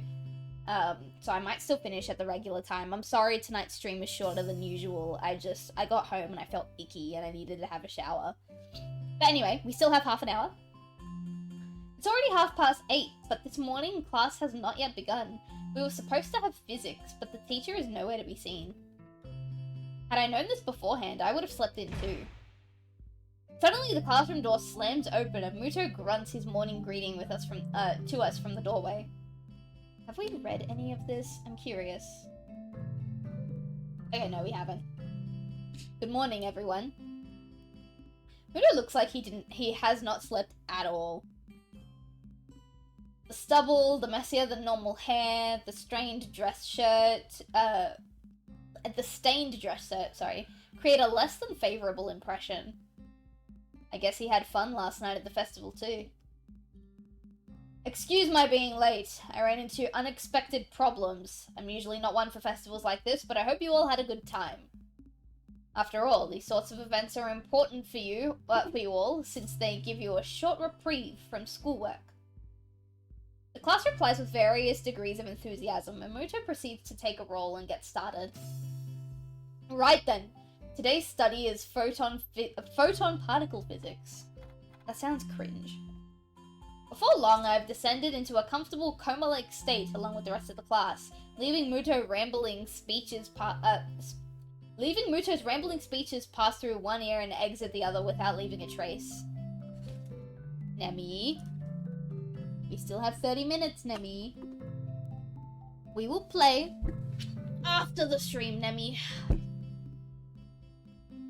Now, who could tell us the solution to this problem? He's written a rather easy equation on the blackboard. Desperately, he tries to get the class to participate. Nobody? Come on, guys. Nakai, how about you? Unfairly singled out and cornered, I give him an answer. It causes his shaggy features to twist into a genial smile that would scare little children senseless. Precisely. Good work, Nakai. I'm both disturbed and honoured by the fact that he can remember my name only 1 week after I transferred here. From what I've seen, Muto has serious trouble remembering the names of anybody else in the class, and most of them have been here since the first year. The room settles into a dreamy mood. Students and teacher alike are trying to get back on track after the festival. I figure last week must have been frantic for everyone. Not a minute too soon, the lunch bell rings. Make way! Important business! I turn my head just in time to see other people scatter out of the way as someone charges from the far end of the corridor towards the stairwell. It's too late to realize that I'm standing in the middle of the corridor directly in the way of oncoming human projectile. I try to skip back towards the doorway. Unfortunately, the person running towards me dodges in the same direction. In the following fraction of a second, several things come to mind in sequence, yet almost simultaneously. First, I recognize that the girl who is on a collision course with me is Emmy. Second, I realize that it feels somehow very natural to be tackled by Emmy once again. I could almost feel comfortable if not for the reflective panic and terror. Third, Emmy seems to be carrying a foot-tall stack of papers while running in the hallway. She crashes into me, but at least the impact was a grazing one on my arm this time. Owie! What's this always happen to me?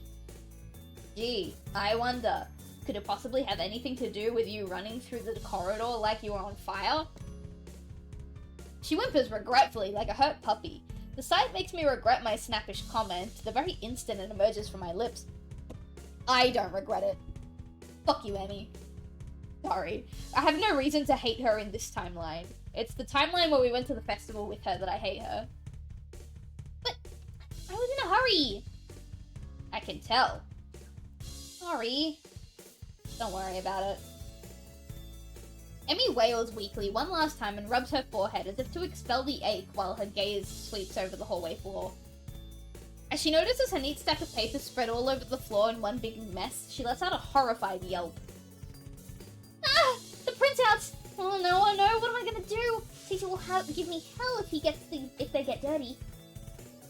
They're probably fine. Let's gather them back up. It won't be a problem. We quickly, there we go, round up the papers, and Emmy tried to sort the scattered pile in her hands back into the orderly stack it was. Where are you going? Nowhere in particular, I guess. I didn't want to be left alone with Muto in the classroom. I think he has a hangover. Have you eaten lunch? Not yet, but I'm not feeling very hungry anyway. She looks at me incredulously. There we go. As if doubting my sanity for letting such a thing out of my mouth. You should go to the roof. I promised Rin I would eat lunch with her. I bet she'd like company. Uh-oh. My lunches with Rin have been remarkably unsuccessful. I know where this conversation is going, and it's hard not to not get drawn along, so I have little choice but to play ball. Okay, I'll go pick up some bread or something first. Emmy smiles brightly before I say anything further. No, I'll go and deliver these super quick and then go buy lunch for us. And Rin too, of course. What kind of bread do you like? It's fine, you really don't need to. Don't worry, it's alright. Consider it an apology. I'll be back before you know it. That's what I'm worried about. Don't get into another accident. Emmy starts walking down the hall, but since she's still talking to me, she isn't watching where she's going. I won't! Famous last words. She's already jogging down the stairs as she shouts that she's the not-so-reassuring promise back to me. Sighing quietly, I start plodding along in her wake, but instead of taking the stairs down, I climb upwards. The stairwell to the roof is unlit and just as creepy as it was before. The door squeaks weakly in protest as I push it open. Rin is there too, like Emmy said, lying on her back and the other end of the pebble-covered rooftop for some reason. Predicting something unnecessarily strange again, I walk over as slowly as possible. This PNG looks like shit, I'm sorry. Hello? She sounds very drowsy as she says that, stretching the end of the word with a slurred voice. Despite that, her eyes are wide open. I look down at her, my shadow overlapping her face. What are you doing? Rin raises an eyebrow. I thought you had a heart problem, not an eye problem. She answers, challenging the rationale of my perfectly valid question without even tilting her head to look at me. Nemi. After the stream we play, okay? You can sit with me, but we're not playing until later, okay? Let me wrap up your little bum in my jacket. Nah, this is the decision you made. You're staying here now. My little gobbledygoo. Mwah. Rin's smartass comments are infuriating. The worst thing is that I'm not sure if she's doing it on purpose or not. Alright then, let me rephrase. Why are you lying on your back on the rooftop? She gives a lazy shrug and sniffs dismissively. I'm trying to experience. People probably don't do this enough.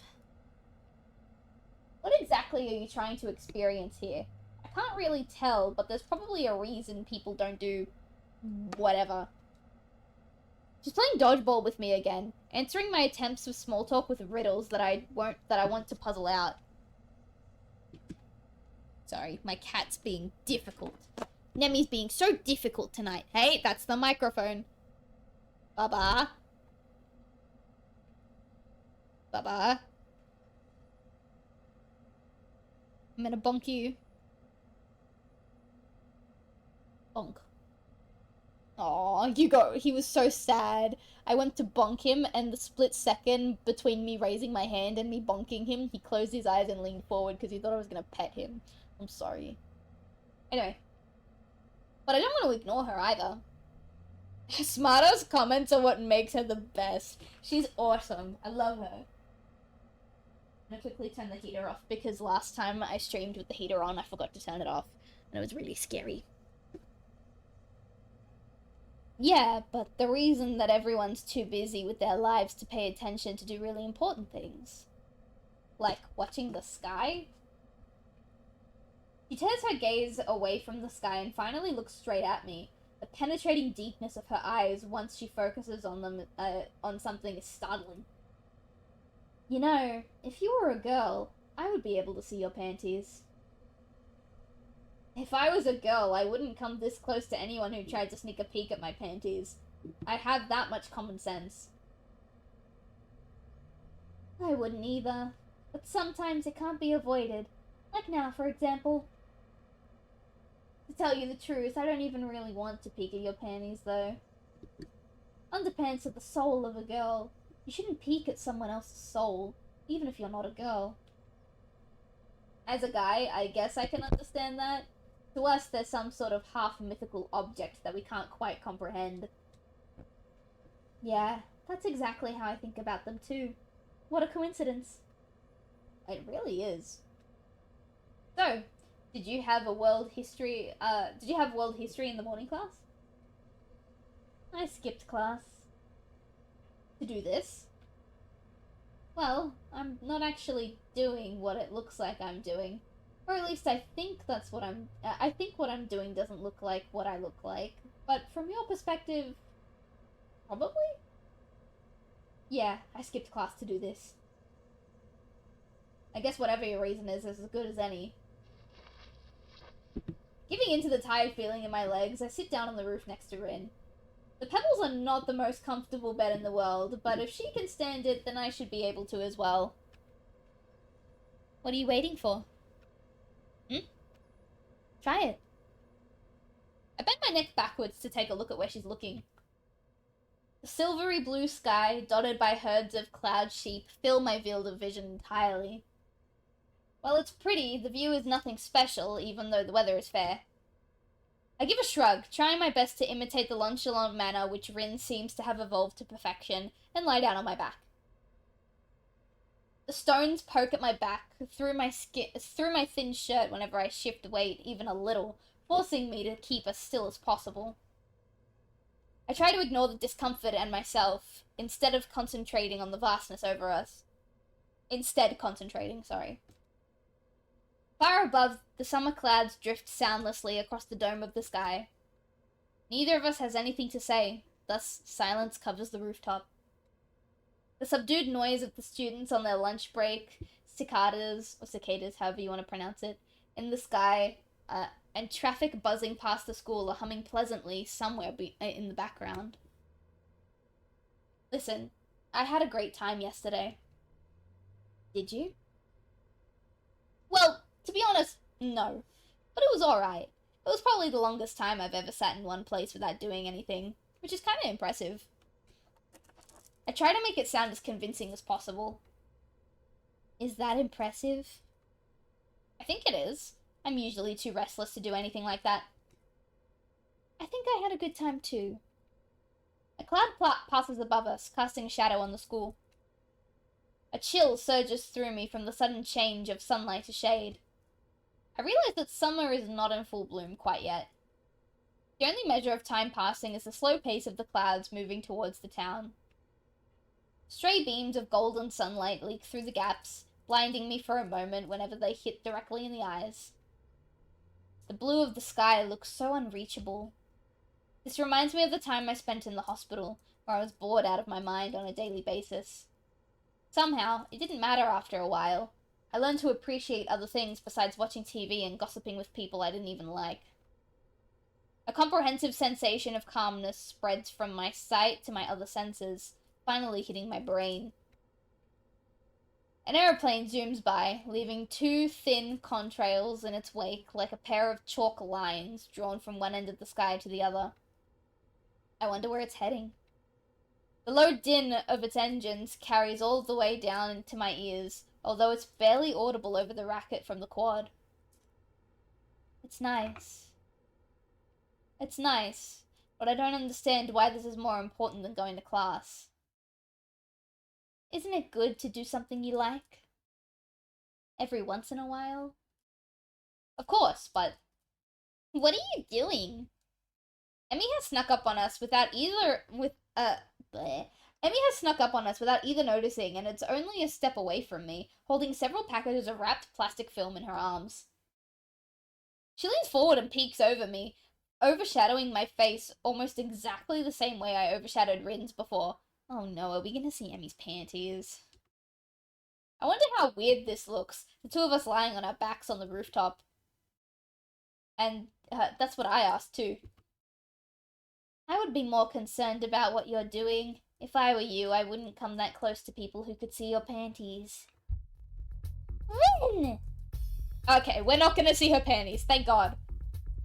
Emmy's voice is scandalized, but she quickly takes a step backwards, pressing her hands against the front of her skirt so abruptly that her parcels of bread she was carrying fall.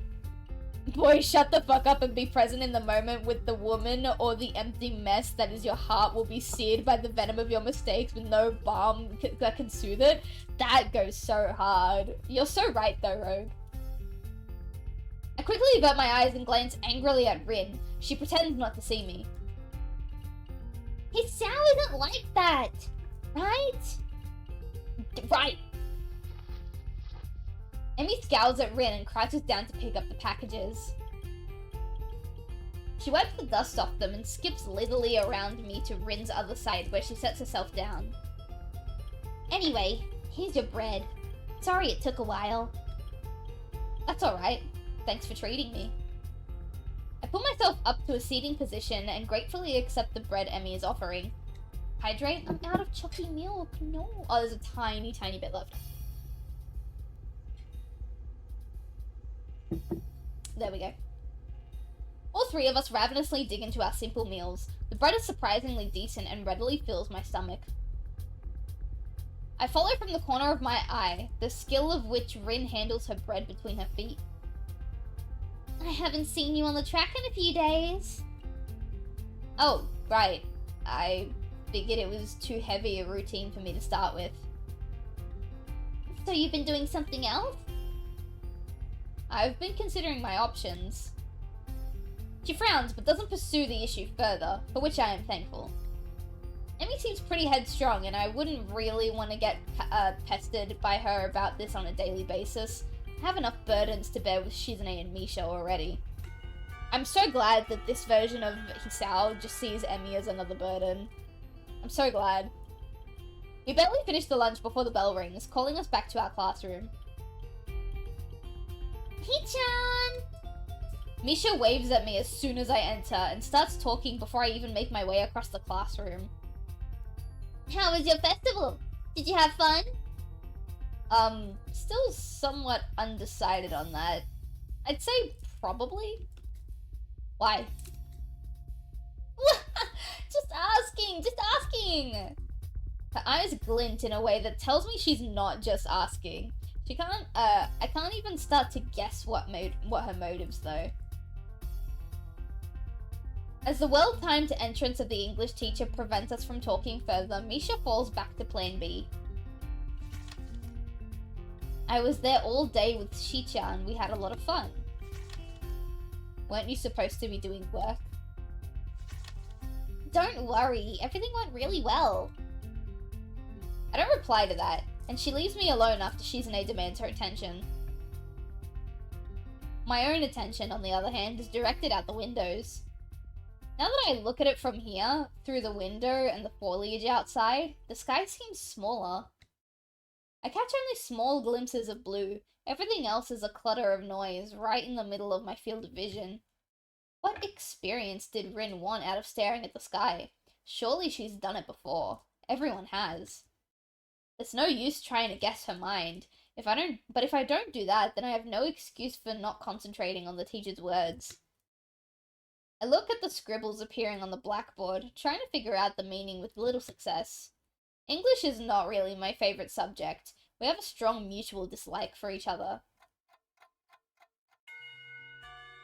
Thick, hot afternoon light invades the corridor, making the air feel very heavy and lazy.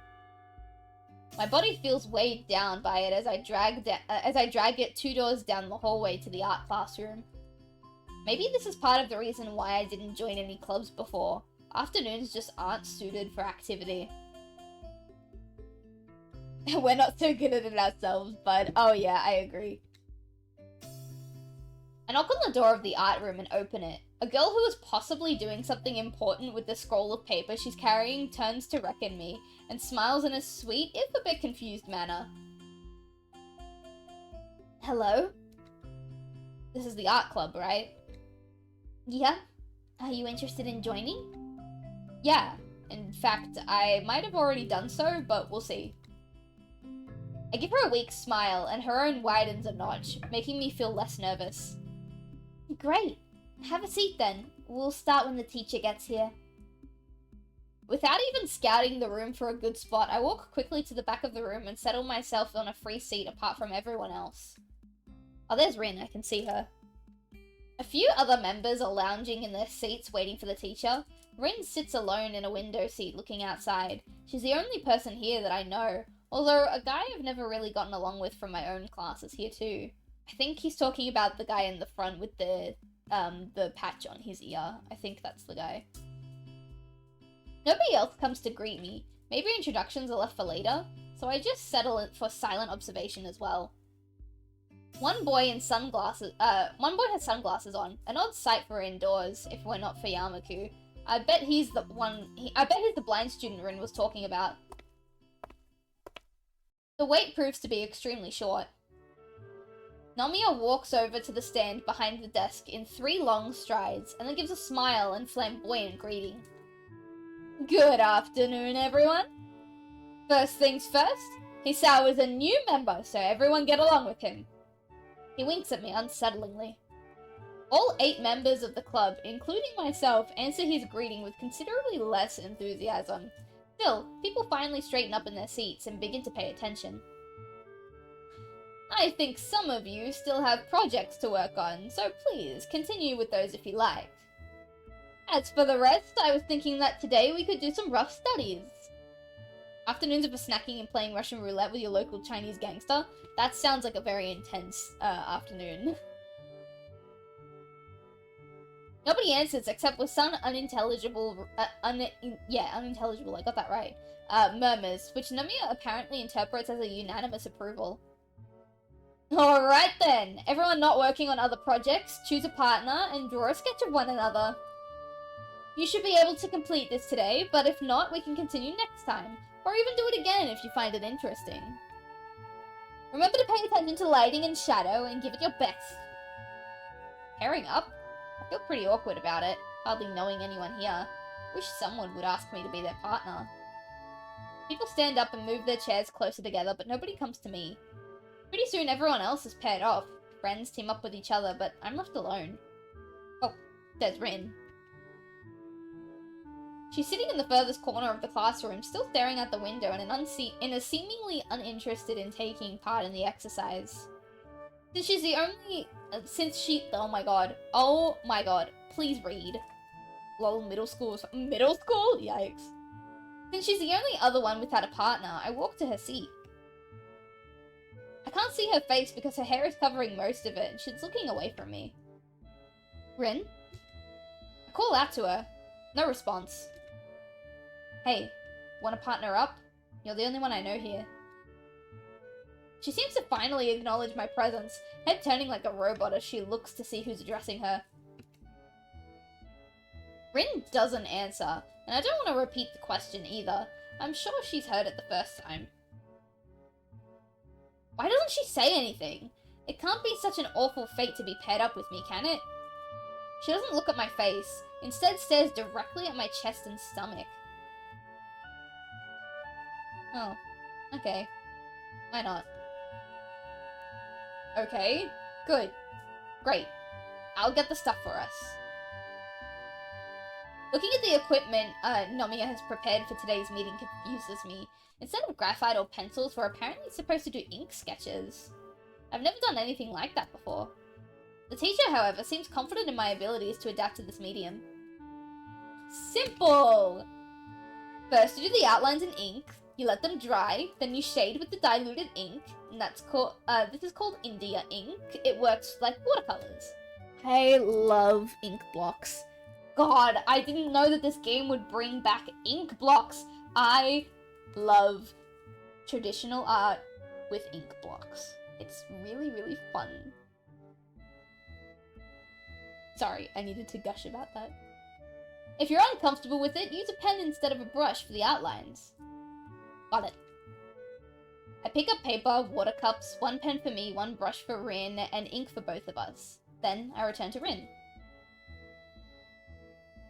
Grabbing the vacated chair from nearby, I seat myself directly opposite her. Do you want me to do it with my foot or my mouth? What did you say? What? Huh? She tilts her head, her brows forming questioning arcs as if she doesn't understand that I didn't understand the question. It's cool, dude. Yeah, it's cool. I don't mind drawing either way. You'll look better if I do it with my foot, though. With your foot, then, if it's all the same to you. Nodding an answer, Rin gets up from her seat and kicks off her sandals. In 2 fluid motions, she picks up the paper sheet and drops it on the floor, then snatches the brush between her toes before sitting on the floor in a weird, half-cross-legged position.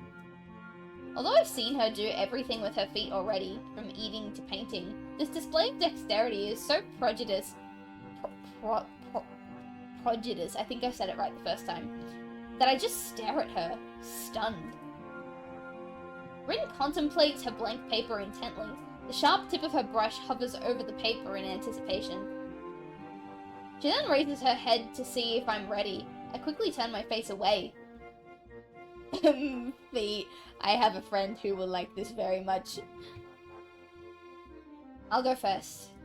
Make a pose. What kind of pose? It doesn't matter. That's the point. You have to make the sketch of the impression you get, not decide beforehand.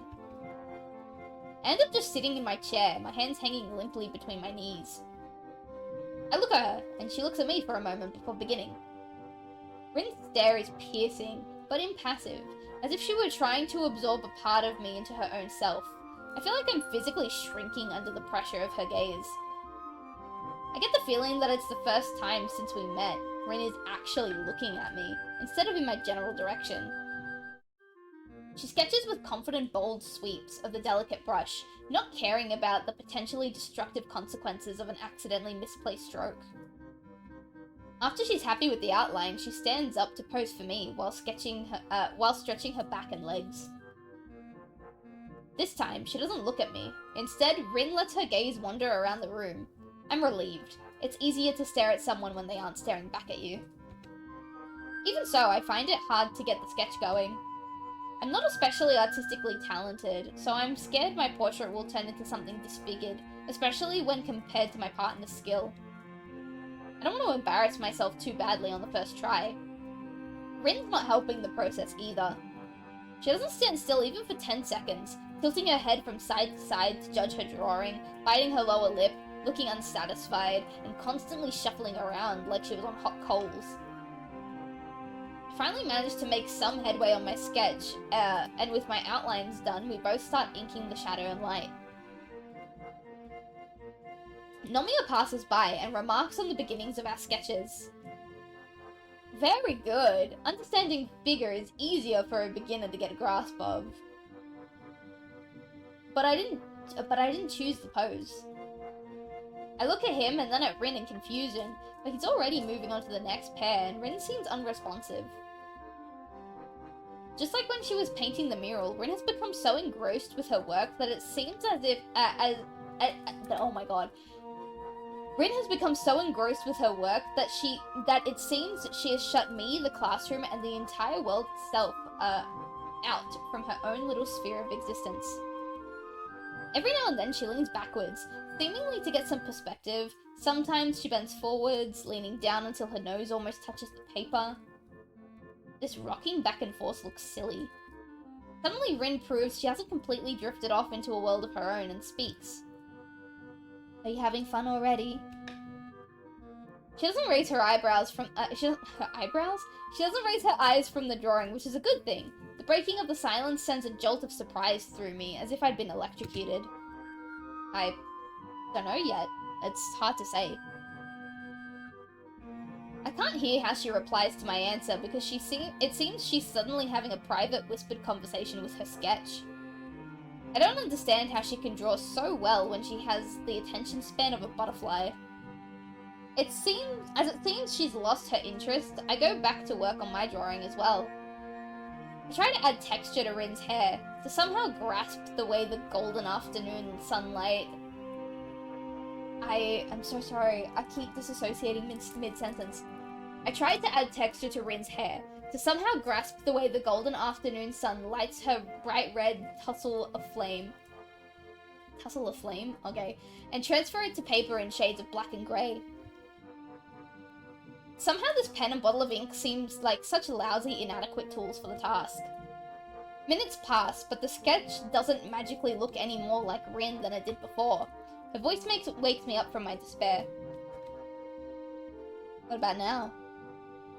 Excuse me? Are you having fun already? Why do you keep asking me that? Because it's a club, right? Clubs are meant to be fun. You join to have fun. Are you having fun?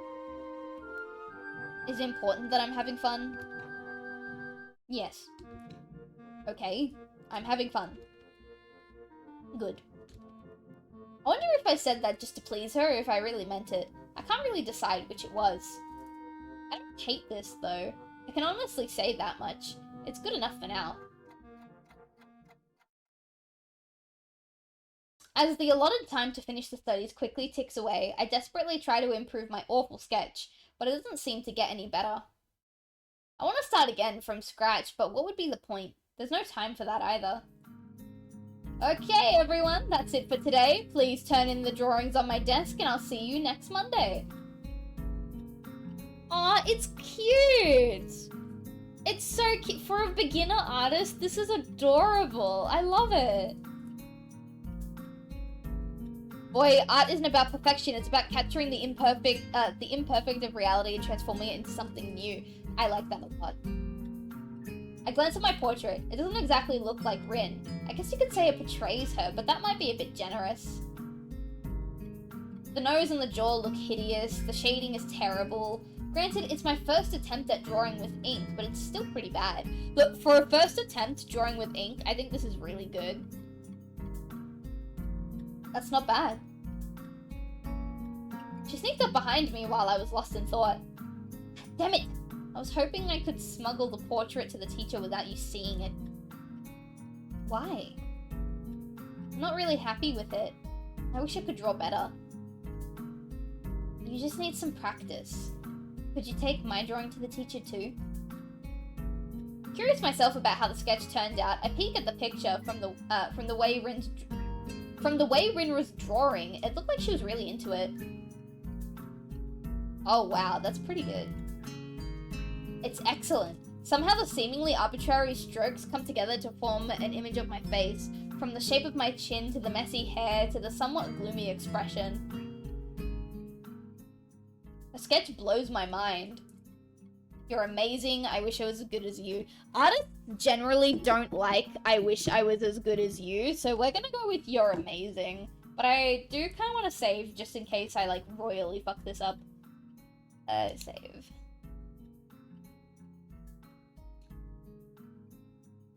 You're amazing. Wow, you're amazing. It's not that amazing, but thanks.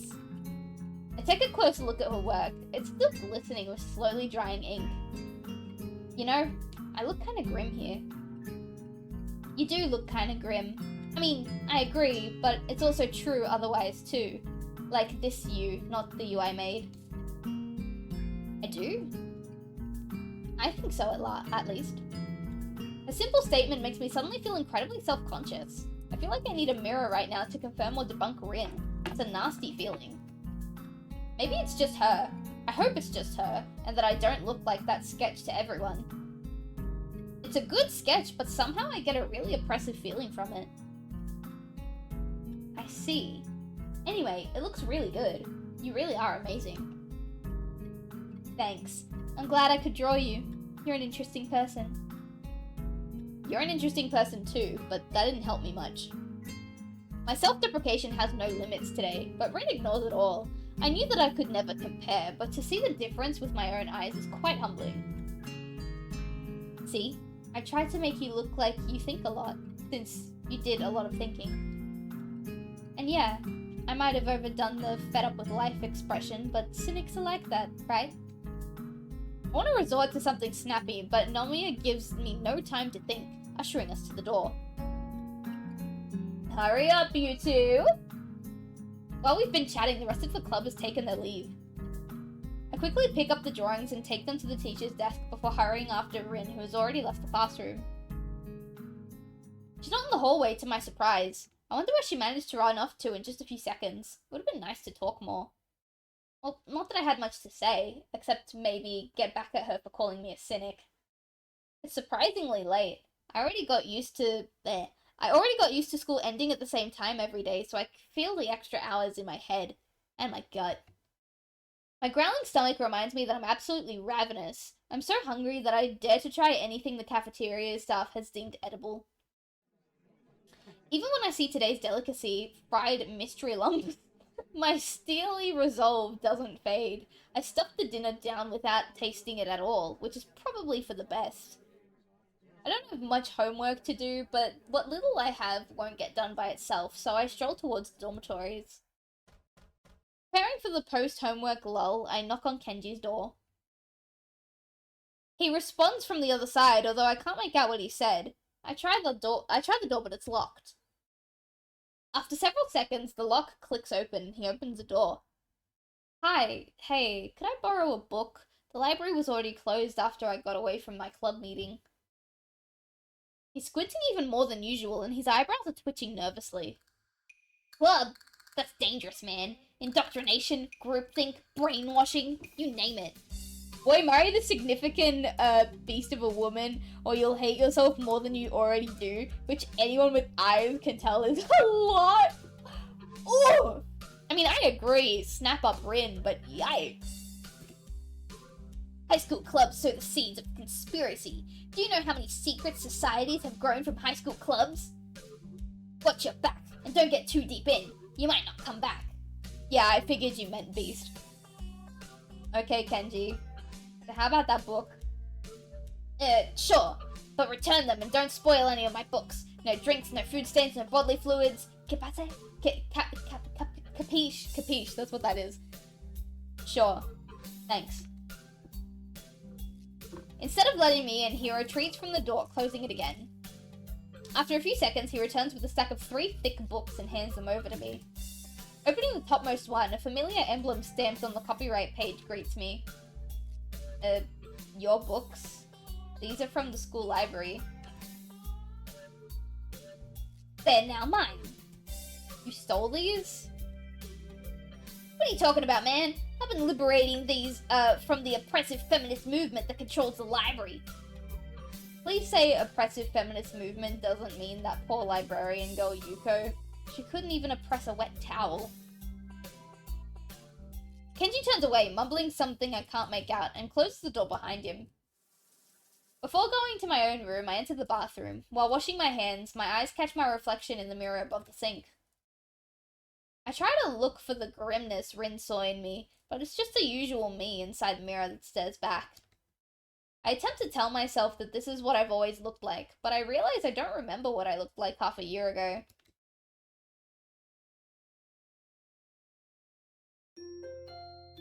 Excellent. I think that's where we're gonna call it tonight. So we're going to... where's the thing? Save. We'll save over the Mind Your Step thing, because we were only doing that to get here quicker. Okay. I'm very tired. I still have to do my exercises. Ugh, and I got a busy house cleaning and business day tomorrow. So we're going to go sweepy night-nights, everybody. I don't know what I'm gonna stream tomorrow. It's entirely dependent on how my workload ends up going. But yeah. Stay warm, stay cozy, stay toasty. If you sneezed during the stream at all, bless you. Thank you all for joining me. I am very tired. Good night.